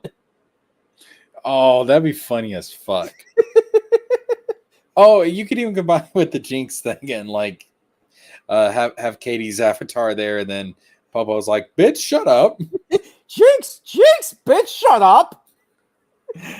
Oh, dude, I still wonder like if they would have ever done GT, like if they would have tied in the whole thing about like in the Frieza saga bridge where he summons Shenron and like Shenron knows Popo, calls him Lord Popo. Oh, and he said, yes, yeah, Lord Popo. Are we going to lay waste to this world? And he's like, give him a couple of centuries, see if they can clean this mess up. I was like, are they foreshadowing that Popo created the Shadow Dragons or something? That would be sick. Like that would have been fucking wild. Like, yes, I did that because I got tired of your shit. You see, I did that because you dumbasses forgot the pecking order. I'm like, no, I think there was a joke. I can't remember the context where someone said like, "You did that? Why?" Because fuck them. Dude, can you imagine? Oh my god, can you imagine like Majin Buu trying to absorb Popo? Oh my god. Well, abridged Popo. Like it'd be like that scene like in the filler where Buu like gets indigestion after he absorbs Vegito. It'd be kind of like that. You just see him go into like the outhouse he creates, and then you just hear Popo going, no! Why is it coming out of both ends? Oh god. Oh, though in the Boo bits, like I thought it was a brilliant idea that like since he absorbed like Goten, Trunks, and Piccolo, that their mouths like appear on his body. I was like, oh, that is so creepy. Dude, I know. I was like, my god, Team 4-Star, what the I can see what he sees. I can feel what he feels. Was I an egg? Big brother, help me. DoorDash for Mr. Buh. Ignore that one. Though I actually liked the deleted scene better, where it was like the gay friend. Oh, hey, Gohan. Oh, wow, he's choking the shit out of you. Do you know who will help us? The Great Saiyaman. Oh, he knows I love him. Gohan, I love you. I'm just so sad we're never gonna get a full blown Boo saga in the abridged series. Yeah. Yeah, like they've been working with Devil Artemis, doing their Hiffle series. Yeah. Though I cannot wait until because like okay, just imagine for a short while they they bring Vegeta into Hiffle. But then like after an episode, like he gets called back, because of like the events of Boo, because like he had to be brought back, to help Goku. Well, see, on the last episode they did of that, it was Cell and Hell Games. it was Cell and Raditz are supposed to like do a transfer to like a different Hiffle. And how much you want to bet that's going to be the Hiffle where Bardock's at, and Raditz is going to meet Bardock? Oh, that would be so sweet. Dad? Oh, hey, Raditz. It's like Kakarot. Oh, it's you, Raditz. Dad? Well, you're not doing better than your brother. Oh, it's always Goku. Goku's the better son. Oh, I'm sorry, Raditz. Can you go Super Saiyan? Super what?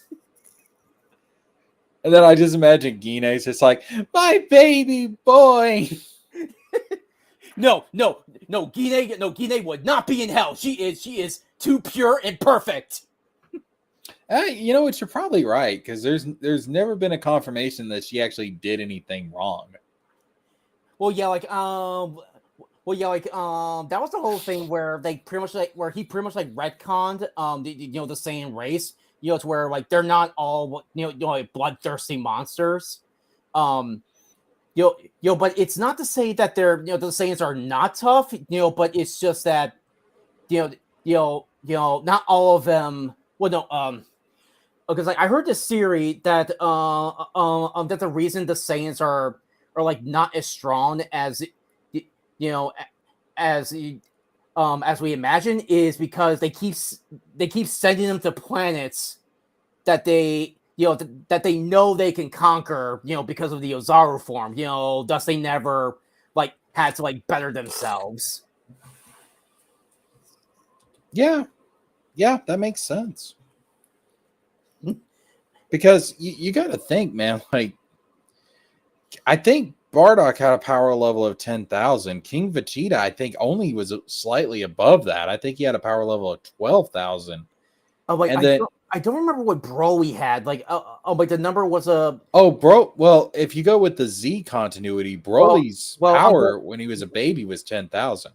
Well, yeah, like I'm going with like with the super version because Vegeta like does put the Scouter like next to Broly, to read it, but I don't think it ever gave an actual number because all they say is that he has a higher level than Vegeta. Yeah. Oh, how dare! How dare this peasant do better than my son? Yeah, I'm like, well, we see where Vegeta got his classism from. Wait, my son, the planet, or me? Yes. Something I've always wondered is who Vegeta's mother is. Yeah, we never see her. But I guess like it's not really all that important. Like I would not be surprised if King Vegeta like has like a harem, of Saiyan women. It could be that, but at the same time, like he seems so obsessed with class and everything. Like you would think he would have his wife would be of some kind of nobility. Well, yeah, but the thing is that like they always make it out as Planet Vegeta only has like one royalty. Like there are like no other like Planet Vegeta kingdoms. Look, man, as somebody that has studied royal families here on Earth, yep, the constant inbreeding. Yeah, kissing cousins was, it wasn't the exception. It was the rule. Speaking of kissing cousins, I saw this funny video where this guy dressed up as Palpatine, and behind him is a whiteboard. Okay, listen.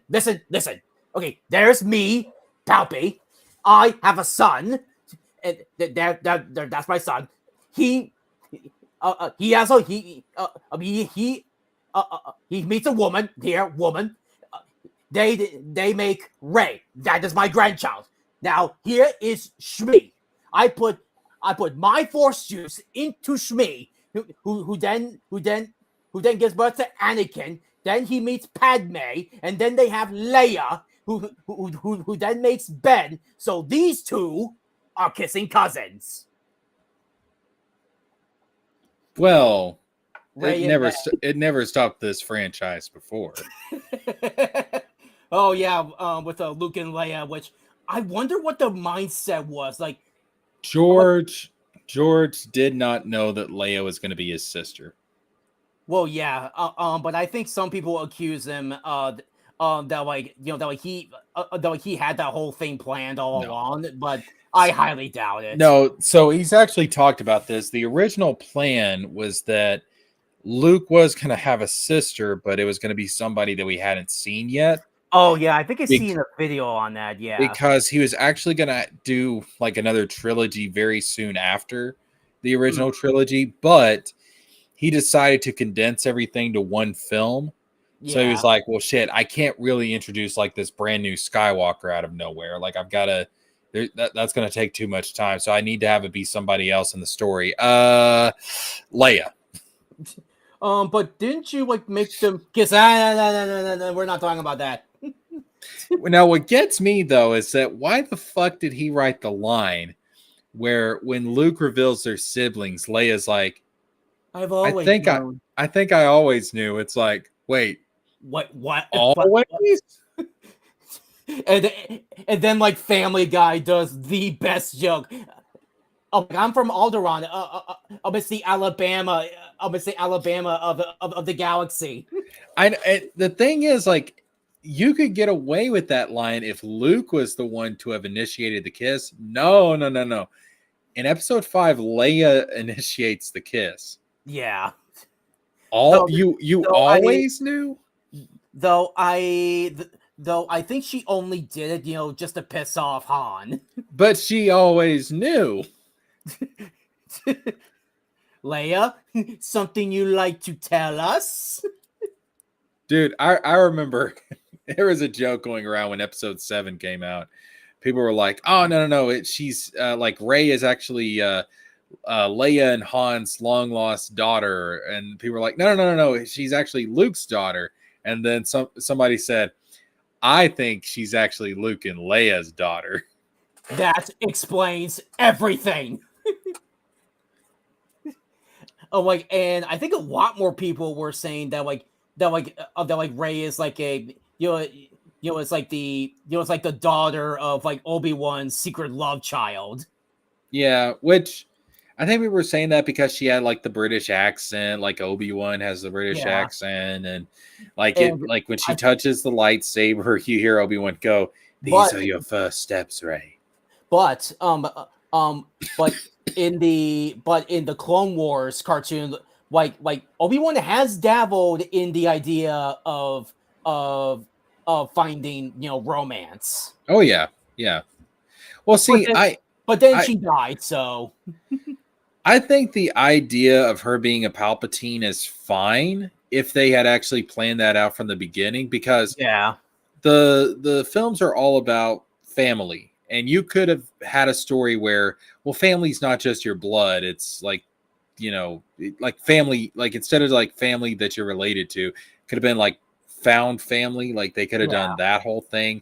And like, you're more than what your blood is. You're more than your blood ties. So just because she's Palpatine's kid doesn't mean she has to, or Palpatine's granddaughter doesn't mean she has to follow his legacy. And like, she chooses the Skywalkers over Palpatine. And but that would have been fine, but they didn't plan it out. But the thing is, like, I think thematically it would work better if she did keep the name of Palpatine, but she decides to, redeem it. Yeah, to sort of like redeem it, and not have it. Well, like if you really think about it, like does the rest of the galaxy is the rest of the galaxy like even aware of Palpatine? Because like Oh Palpatine, yeah, because like Palpatine was very secretive. yeah, but they knew he was the chancellor. Well, yeah, like he was a chancellor, but I'm not sure if they were aware, that that he was the actual emperor. Of course they were. He gave a speech to the public in episode 3. Oh yeah, yeah.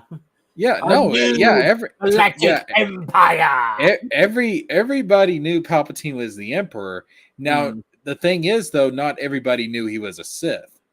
yeah, and and the thing is, like, I really wish they went with Finn being being the new main character, because he had the perfect setup for being like the new main character, for Star Wars. I don't know. Like I knew pretty early on, nah, it's gonna be Rey because she was getting all the attention in the trailers. Plus, I heard it was because of China. Yeah.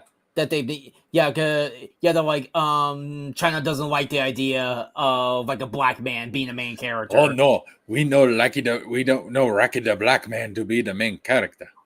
Oh yes, China. We'll just make it Rey instead. They literally shrunk Finn on the fucking poster for China. Oh It's yeah, like, dog, what that was disgusting. Yeah, that was pussies. But the thing is that like if you watch the American trailers, like they actually make it look like Finn was going to be the main character. Yeah, I had a feeling like even back then I was like, that's a red herring. Yeah. I just like even back when I saw the trailers, like Rey still gave off like main character vibes. Yeah. And one of the reasons why is because she actually has like the fucking robes and stuff, and yeah. She's on the desert planet. I'm like, they're doing a Luke thing. Does this sound familiar? Yeah, I was like, they're doing a Luke thing. She's the main character. They're doing a Luke thing. Yeah, but now I think that they're going to like completely like reboot what like the sequel series, and that the Rey timeline is just going to be like a non-canon People online have been saying that for years. You've had fucking Doomcock on here going, there is evidence out there.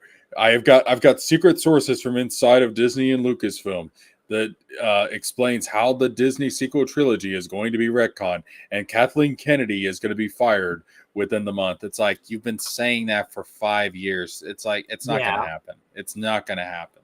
Yeah. I just wish that they would. I heard that the Luke Skywalker comics are doing pretty well. Like it takes place like in between. It's obviously it's after Empire and before Return of the Jedi, and it all leads up to him like crafting his crafting his own signature lightsaber, which is like my most favorite lightsaber hilt design ever. Like I've been collecting the crap out of that.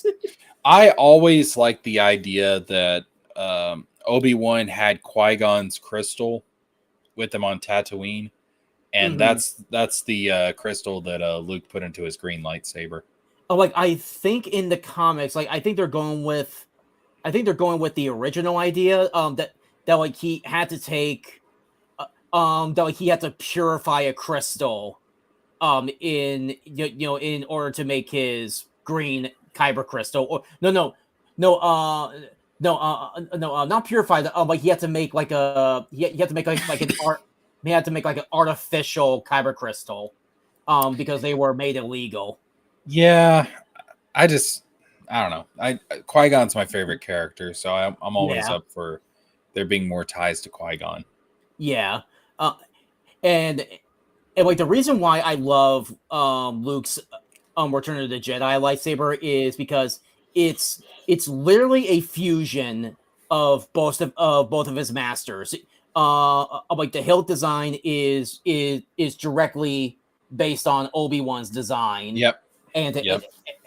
and the green blade, also reflects Yoda. Yep. And like I that made me think of the Robot Chicken skit where Obi-Wan and Yoda do the "From a Certain Point of View" song, and then look at the end of it, it's like, well, can you at least tell me if Leia is my sister? And then they do a redux of it, and then he's like, can you be a bit more specific, because we kind of made out? And they're like, oh, yes, she's totally your sister. Sorry about that. I am.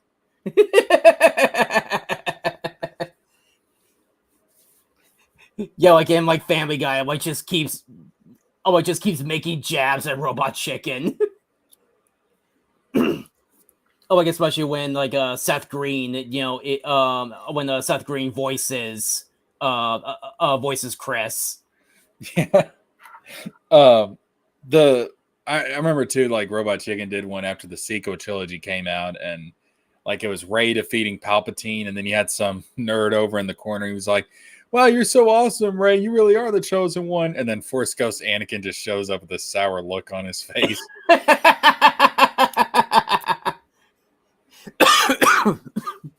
Like I would love to see Family Guy do that similar thing with like the prequel trilogy. Like Stewie is like still Anakin. Oh yeah, yeah. I've also thought that like I think it'd be cool that like since they did like I don't think they did like a whole series of it. Like I think they did like just one episode where they did a parody of Game of Thrones, and I was like, I wonder if they did like Lord of the Rings, where Stewie is Frodo and like Brian is Sam. You would think that they, let's see, Max is owned. Wait, HBO Max is owned by Warner Brothers, right? Yeah. Like I figured that like since like Lord of the Rings was made by Warner Brothers, I think there will be like some complication with that. Though they probably could like just do their own spin on it, and like just have it be based on the book. Yeah, but the thing is though, is that like if they could do if they could do Game of Thrones, they should be able to do Lord of the Rings, because if HBO Max is owned by Warner Brothers, then technically Game of Thrones is a Warner Brothers thing, I guess. Yeah. So it would be, and then Lord of the Rings is Warner Brothers, so yeah. Because like Stewie could be Frodo, Brian could be Sam, because Stewie and Brian are best friends. I think they should add like the American Dad cast. Maybe like Stan is Aragorn, and Francine is Arwen. Dude, Quagmire should be Gollum. No. What's that Martian's name? Roger. No, Roger should be Gollum. Yeah, Roger would be good. But see, I'm just thinking, imagine instead of Quagmire or Gollum going Gollum, it's like giggity.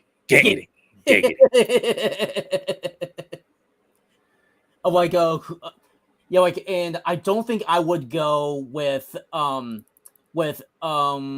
the pervert as Gandalf. Like I think that's way too easy. Plus they already have him as Obi-Wan, so I think it'll be kind of redundant. So what about make him Saruman? Oh, that would be so funny. But like for Gandalf, like I think it should be Lois's dad. Don't you little hobbits want to come into my tower now? I got some popsicles. You ought to come into Isengard. I got a freezer full of popsicles in Isengard. You get your hairy feet back here. You get your small hairy feet back here.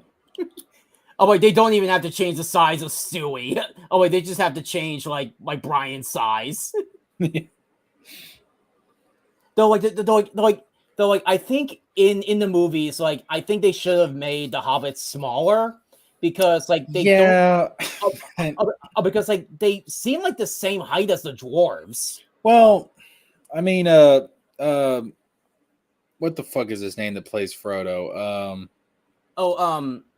Elijah Wood. Yeah, he's kind of on the shorter side, so it works. But Well, no, like they, well, no, like for all the hobbits, like they use like some sort of like computer graphics effect, yeah, to make them smaller. But like, but like, because like there is a difference between a hobbit and a dwarf, size wise. yeah, Um, so like, so they either should have made Gimli a little bit bigger, but not too much bigger to where he's almost like the same to where he's almost as tall as Aragorn or Legolas. yeah. I agree, but I, especially back then, it probably would have been hard to get it exactly right as far as the Yeah, proportions go. Um, yeah, because but like yeah, yeah, because like Frodo is like just slightly shorter than than Gimli. I to me it works though because hobbits are just like an offshoot of humans, or yeah, like regular Yeah, humans. They're yeah, still considered part of the race of men. somewhat. Yeah, but it's like they're Did you know your great uncle was so tall that he could actually ride a real horse? Then was he ever even a hobbit? Hmm. what was it that Gimli said? It was in a conversation. It was he was like, This has led to the belief that there are no dwarf women." Women. The dwarves just sprout onto the ground. Yo, Which I mean, if you look at like the backstory of like the creation of the dwarves and everything, they kind of do. yeah, like like isn't it part of the mythology that there are actually no female dwarves? No, there is. It's just when the dwarves were created, they were created from stone. Oh, okay. Because so Eru Iluvatar, like the god of Tolkien's universe, Yeah. created the elves. They were the firstborn of Eru, and Mm-hmm. then afterwards, Eru created The dwarves. humans, and Oh they yeah. were the yeah, humans were the second born of Eru, but then it was actually one of the other Valar, uh, one of the angelic beings. They went off and they created their own race, and that was the dwarves. So Eru Mhm. didn't actually make the dwarves; they were actually made by one of the angelic beings. Oh, okay. Yeah, so they're not really considered to be children of Eru, but because Eru is so merciful, like he created a way for them to get in the afterlife and stuff. So he's like, Um, basically, that's that's probably why dwarves, you know, like I think it's said that like dwarves like are like not affected by the One Ring. But the actual reason why they couldn't just like Gimli, carry the ring was because Gimli is not stealthy. yeah, yeah, they are. Yeah, it's kind of one of those things where like they were created and Eru is like, all right, I'll accept them, but y'all don't go making any more races without my permission now. And they become like that Family Guy Noah meme, like what the hell is this? Yeah, They're called hobbits.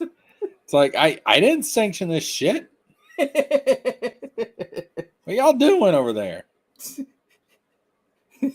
Then of course, well, there is the whole theory that orcs are actually corrupted elves.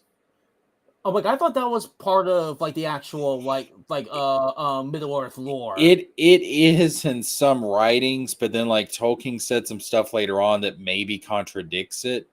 Oh, okay. So Because I know that yes, like we have the orcs and then they did like some experiments to make super orcs, but they're called like yeah, umakais. yeah, the Urukai. So Yeah, the like umakai.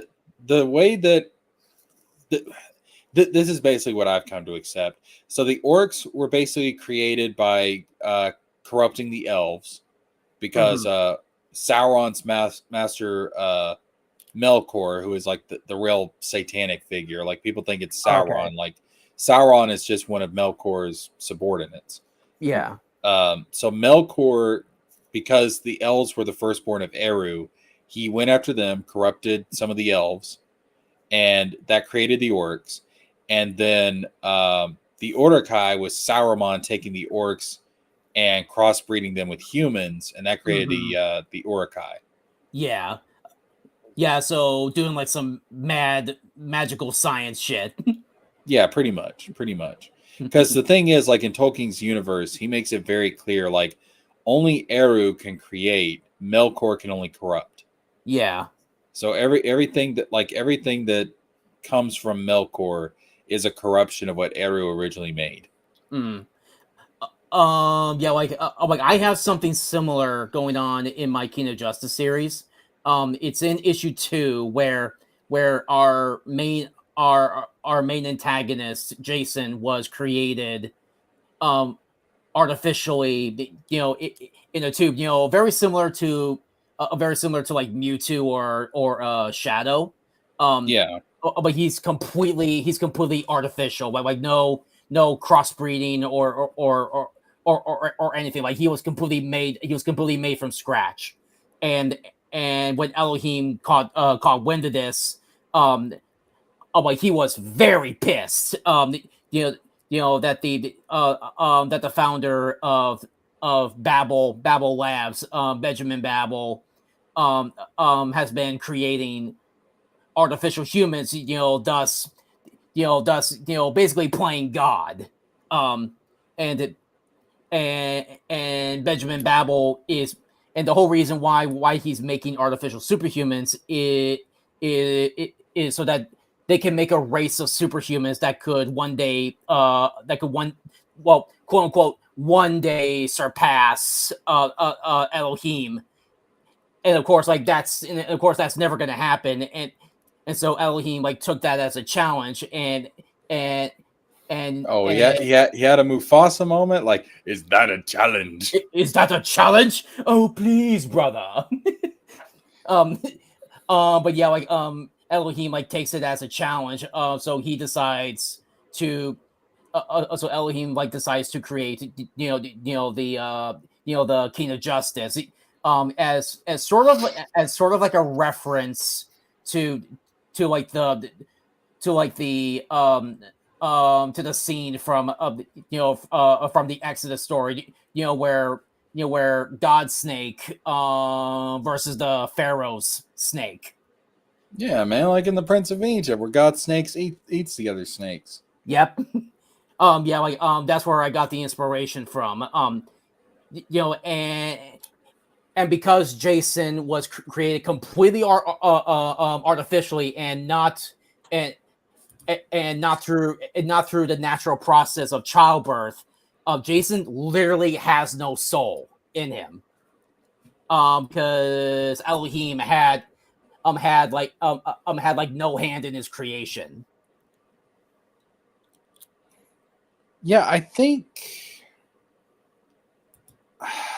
See, I'm trying to think about the orcs. I don't know if I'm not sure if the orcs. Well, the orcs might have souls because they were originally elves, Yeah. so they might. I don't know, but see, like the thing is about elves is that Oh, so but like the oh, but the different races in Tolkien's universe, different things happen to them when they die. So mhm, like the elves are tied to the fate of the world. So when an mhm, elf dies, its soul always comes back. So it's like reincarnation. They always come okay, back. Now humans, their souls go beyond the I forget how it's described. They go beyond the veil of the world, mhm, and so it's unknown to what happens to them. But the assumption is they go to where Eru is. yeah, Um, and then the dwarves, they're actually put into a type of soul sleep until the end of the world. oh, okay, yeah, because like Did I with say the the elves? I meant the dwarves. The dwarves. oh, okay, yeah, Yeah. The dwarves are put into because Eru didn't make them. He doesn't yeah, really have a place for them. So they're yeah, just put into a state of sleep until the end of the world. yeah. Because I think like where the humans go, like I think that's a reference to to where like the human race is actually chosen by God, to to like inherit his to inherit his kingdom, and and thus the reason why Lucifer um started to started to rebel against God, because he got pissed, that these small little creatures were chosen to be by God's side and not the angels, Oh yeah, yeah. We'll see. The thing who is were the about firstborn. Well, see, the thing is about like Tolkien's world is like it's literally meant to be our world, but in like the distant past. Yeah, Um, sort of like a fictional history. yeah, and so Eru is literally like because Tolkien was a devout Catholic. Like Oh yeah, Eru is literally supposed to be the god of the Bible. yeah, It's just that's the name they called him back then. yeah. And then Melkor is literally supposed to be Lucifer. Yeah, and in my universe, uh, um, Elohim is like just basically God, but he's called by a different name, um, Right. because it's like a completely separate world. Like even in the first chapter, uh, I given a clue, that there is like a multiverse. Yeah. We'll Uh, see. We'll see. Like I know in I forget. I think it's in the Silmarillion. They actually talk about something called the Old Hope, and the reason they explain why at the end of the Lord of the Rings, why the elves have to leave, is because the age of the elves is coming to an end. The and it will, age of man man, has to start because there's a prophecy called the Old Hope that says that Eru himself will dwell in the world as a man, and so does, that's supposed to be like a prophecy about Jesus Christ. yeah. Oh yeah, yeah. It's pretty obvious. There's like an argument, whether Tolkien was like using it as like an analogy, but I don't think that's what it No. really is. Uh, like, it- it's it's sort of like he made himself like an alternate timeline, Well, you know, the way where they, he the way he describes it is like, I didn't actually write this. These are writings that I found from the ancient past. Like this is all like so because he so he says. yeah, well, I mean, like that's not what actually happened, but like that's the lore of it. Is like this Hmm. is all stuff that was written by like elvish writers, like back during the day, was preserved all this time. He found it, and now he's just retranslating it Oh, okay. because like it's that's why it's called Middle Earth because Mm, you have like the original Earth was like the Garden of Eden. You have mhm, Middle Earth, and then you have Earth post the flood, which is our Earth. So the right. Earth in the Lord of the Rings is in the middle of that. That's why it's called Middle Earth. Yeah, Dave like keeps talking about how like the world, has like essentially, like rebooted itself like many times. Right. Yeah, so like so that could be a possibility, but I always like but like for my stories, like I always like the idea of of like of like a multiverse. The Chronicles of Narnia approach. Yeah. Well, yeah. And also like the Space Odyssey. That C.S. Lewis Yeah. also wrote. By the way, anybody watching out there, I just want you to know the lion is Jesus. No, Yeah, I no, know. say it ain't so. I know. It's like, oh my God, the lion sacrifices himself for a traitor and then comes back to life. It's like, Mind where have I blown. read that before? Before. The kids are literally called the sons of Adam and the And the daughters of daughters Eve. of Eve. Oh, that just totally. Oh, that just totally flew over my head. And in the Voyage of the Dawn Traitor, Shredder. Lucy literally asked him, Do you exist in our world? He doesn't say I do. He says I am. Am Who else refers to themselves as I am? He says God. I am, but in your world I go by a different Different name. You name. must come to know me Will be by there. that name. Yep. Jesus. He's literally like he was one step away from saying I am Jesus. Yeah, just one word away. And okay, and the way Narnia ends is actually really sad because um um three of the siblings plus the cousin like they all die in a train accident, and the Yep. only survivor was Susan, who did not even go on the train because um like a lot of people argue that like she survived because like she didn't like believe in Narnia. um but there's also like a deeper meaning that like Susan is on like her own journey, and she just needs to go through her own journey where she will eventually return to Narnia. Yeah, it leaves open the possibility that she's going to find redemption. Yeah.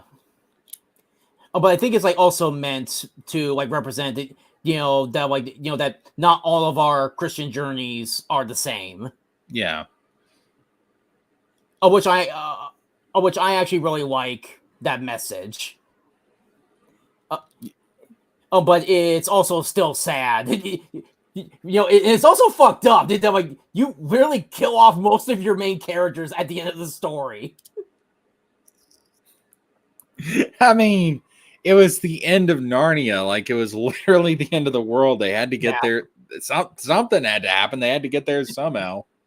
Yeah, like, and there was like a final battle, between Aslan and pretty much like pretty much Narnia's version of Satan.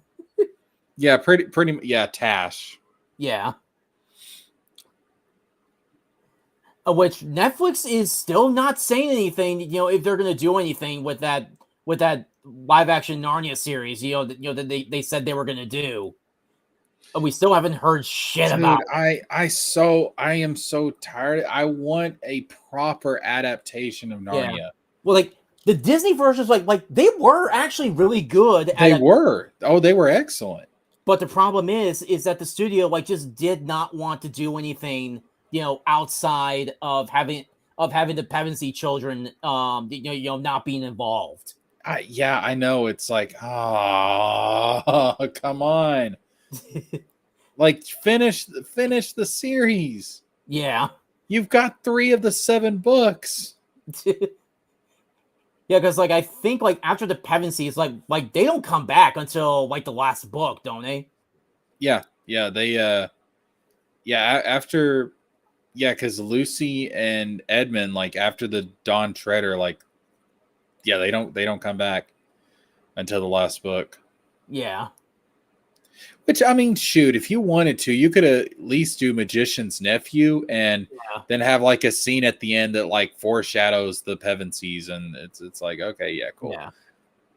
Because I mean, the Magician's Nephew, like I don't know why they didn't get around to adapting that, because literally you have Jadis in there. I mean, it's so tied into the Lion, the Witch, and the Wardrobe.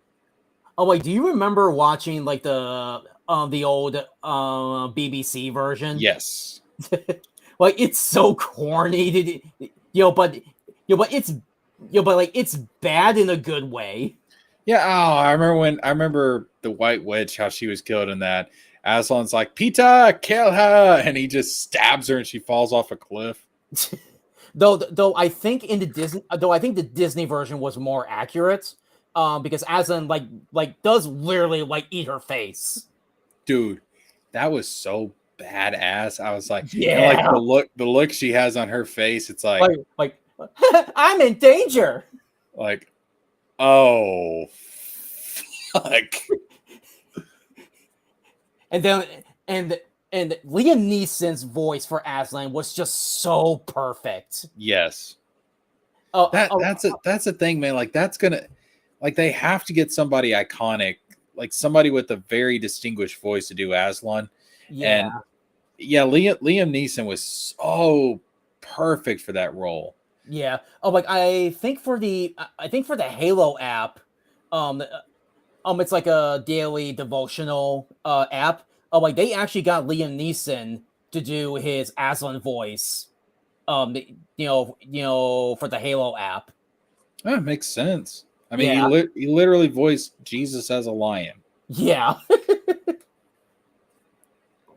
Yeah. Yeah, because like if there's ever like a reboot or like I don't know how you can top that. I know it's gonna. That's why it ticks me off so much. It's like Disney. You just had to finish the series, and you would have had. It would have been great. Yeah. Yeah, but again, well, okay, but the thing is that like it's actually a good thing, that most of the books did not have the dependencies involved because by the time you got to the end of the book, like your actors are completely aged out. Yeah. So so it's like it doesn't matter. But I think the studio executives, think that like, oh, oh,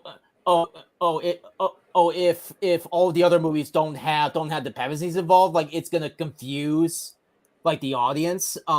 Though when we say audience, we mean the audience who have never read the books. Well, I mean, the thing is about it though is that like the next book afterwards, Lucy's cousin, I forget his name off the top of my head. He Was comes it back. Edward? No. Something like that. He comes back in the next book, so you would have Mhm. had him continuing over. Yeah. Caspian comes back for the next one. And I assume like he's like much older or something. Oh yeah. They aged Caspian up quite a bit. Yeah, Um, but yeah, like they come back, so there's still that continuity there. yeah, yeah. Because like time changes. Because if you think about it, Narnia is an isekai. Yeah. Though the very original isekai is Alice in Wonderland. Oh yeah. Yeah. We did it before you, before you, Japan. We did it first. Oh, now I'm just picturing an American guy and a Japanese guy just being like, anything you can do, I can do better. I can do anything better than you. And I'm just like, why can't we all just get along? Think of the children. Think of the children. Won't someone think of the children?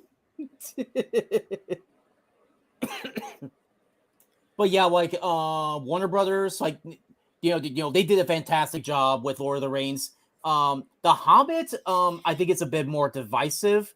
Like I would agree that they didn't have to make 3 movies out of it. They could have done 2. Yeah, 2 at the very most. But I actually still like them, for what it is. Oh yeah, they're not terrible movies. I think Yeah, the problem is everybody's just comparing them to Lord of the Rings. yeah. And people have to understand, like The Hobbit, Was the actually like book, made for kids. yes, it's a kid's book. Yeah, And then The Lord of the Rings took 17 years to write. yeah, I yeah. mean, people forget, like, The Lord of the Rings is a much more in-depth book than The Hobbit. Oh yeah, and and like the like I think the first Hobbit movie is like my favorite one. Just because the pacing was so good. The Desolation of Smog is like my second favorite. The third of the third one, like just like with like what was it, like the Reichenbass version of the Hobbit. Like I think they like completely skip over like the battle. Because like I don't think it's like a completely necessary um thing to add, to the Hobbit. Yeah. what was it, like the Battle of the Five Armies? Yeah. Well, I mean, when you really get down to it, like the part of the Hobbit that is really the most essential Mm-hmm. for the Lord of the Rings is the first one. Like Yeah. it's Bilbo meeting Gollum. It's and getting For the ring. good, and I think Gollum has some part to play for good or ill. Yeah, it's Oh, like there's like a YouTube video called Bilbo's Journey, where it like goes through all like the where like it explains all like the Christian themes of the Hobbit, and one of the things that the Hobbit and Lord of the Rings does very well it is that it points out that bad actions do have consequences, but also good actions have but also good actions have consequences as well. right. Oh, because what Bilbo did, sparing Gollum, was technically a good and moral thing, but the consequence, later on he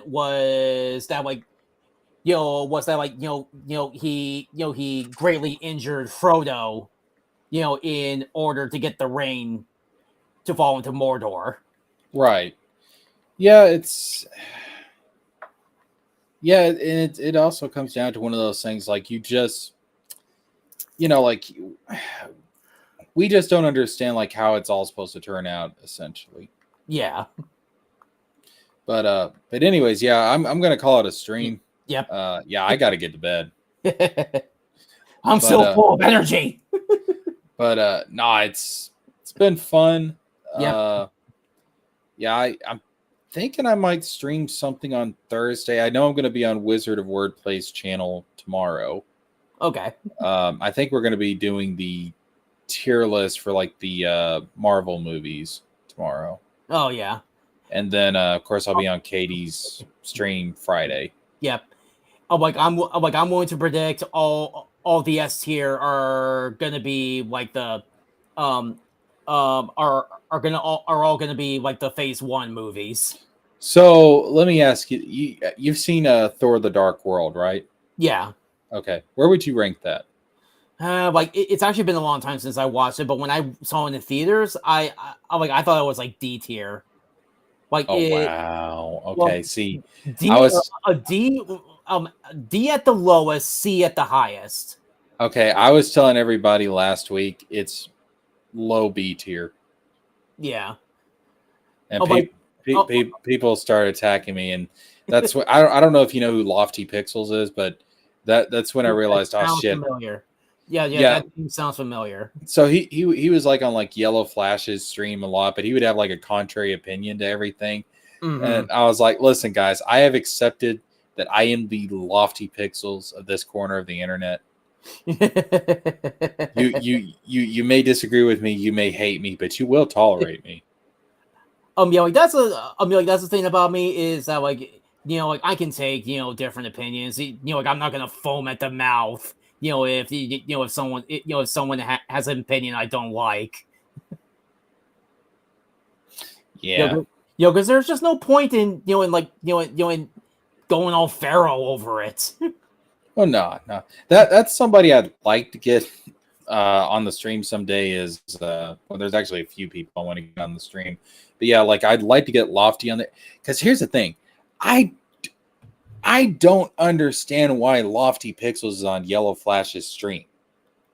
I'm like, if I could sit down in private with, I'd be like, dude, why are you there? You're too smart for this shit.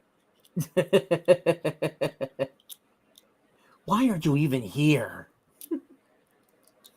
Why? Why do you exist? Join us, Lofty. Join us, Lofty. Join us, Lofty. And of course, like we all have to agree that Captain Marvel is F tier. You know what? No, not even F tier. Like just not even on the tier list. Ooh. Not even worth it. Now, are you just saying that because Brie Larson or I just did not like the movie in general. Like I just don't think it was very good. I? It's not. You know what? You'll find out tomorrow. Oh, like I promise, I'm not gonna. You'll start a war over it. Let me tell everybody right now why Captain Marvel is S tier. Actually, it's S plus tier. It's the best damn movie in the. because women power. And if you want to know why, it's because of boobs. She has boobs. She has boobs. What boobs? I don't see any boobs. You gotta squint your eyes and look really hard, but there's boobs. You can see boobs. And what? Just imagine they're there. It's called imagination. Like, just imagine they're like anime. They're like anime size big titties. Now I'll tell you right now, Captain Marvel is one thing. The Marvels is straight up dog shit. It is like.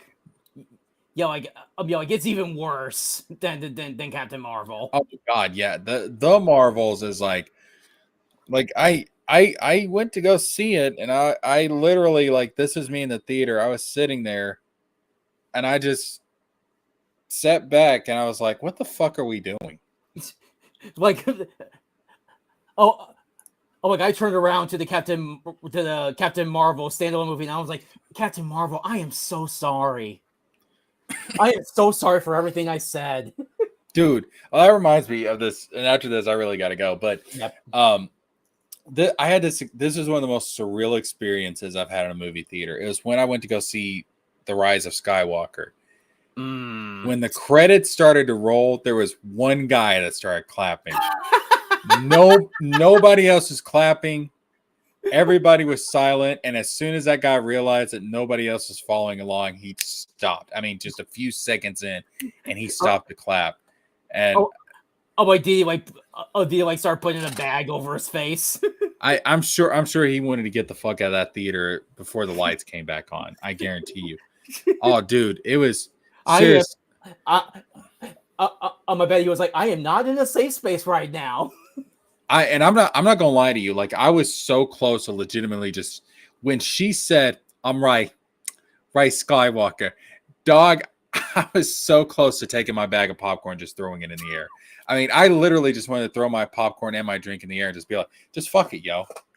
Just like that's serious. Like, that's how I felt. I was sitting there. I was like, "Just fuck it. Just fuck it, yo."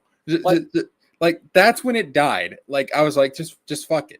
Like, fuck Star Wars, fuck Disney, fuck movies, fuck the entertainment industry. You know what? It was a mistake. When cavemen, when they were starting to, like, draw things on the side of the walls and stuff, our first form of entertainment, that was a fucking mistake. That's where it all went wrong, because it led to this. Over. It led to this. We deserve to be nuked and just start all over, all right? Fuck it. Just fuck it, yo. Just fuck it. Fuck it. Fuck it. Fuck. I mean, that was so mind-numbingly stupid. I was like, what the fuck did you, bitch, what the fuck did you do to earn that fucking name? Like, like, if I went back in time, if I was back in that movie theater, I would have shouted, "Keep the Skywalker name out your fucking mouth." Yeah, I was like, oh my God. It was, I was like, Luke didn't fucking train you. He ignored you for the entirety of the last film.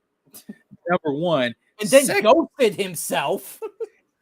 And then apparently you trained with Leia, but we didn't fucking see any of that shit. And I'm just like, what the fuck did you do to earn this fucking name? What the make it all female and make it lame. It's just like, I was like, you don't deserve this. Oh, you haven't earned this. And then somebody has the gall to clap at that. I will shove my popcorn down your throat. You son of a bitch. Oh my God. It's just They'll be in the movie theater. Who did that? Who the fuck just did that? It's like somebody's cruising for a bruising today. I just couldn't fucking believe it. I mean, I could not not only did Anakin not kill Palpatine, she had the gall to just say, "I'm right Skywalker." It's like, no, the fuck you ain't. Yeah. Get the fuck out of here. I am Ray. No. I am Ray Skywalker. No, Ray. I am Ray Skywalker, Kenobi, Windu, Yoda. Just have all the last names. I mean, I at that point I was just like, God, just take me out. I can't do it anymore. Just I don't need to stay here. I've seen enough shit down here. Just I'm ready to go. Give me a lightsaber and I'll just have myself. And they just gave you, like the Disney-fied lightsaber where like it just can't kill you. No. Oh, it was. I just couldn't. Dude, it was so fucking. That moment is like one of the most painful. Like I felt it in my soul. I was just. It was like a visceral, it's primal anger. Like, I knew right then. I was like, that's the moment. That's when it died. When she said that fucking line. That's what. And don't get me wrong, Daisy Ridley's a great actress, but holy shit, that writing. I just fucking can't. I fucking can't. I just couldn't fucking believe it. It just did not do it justice. It's like you did not earn this.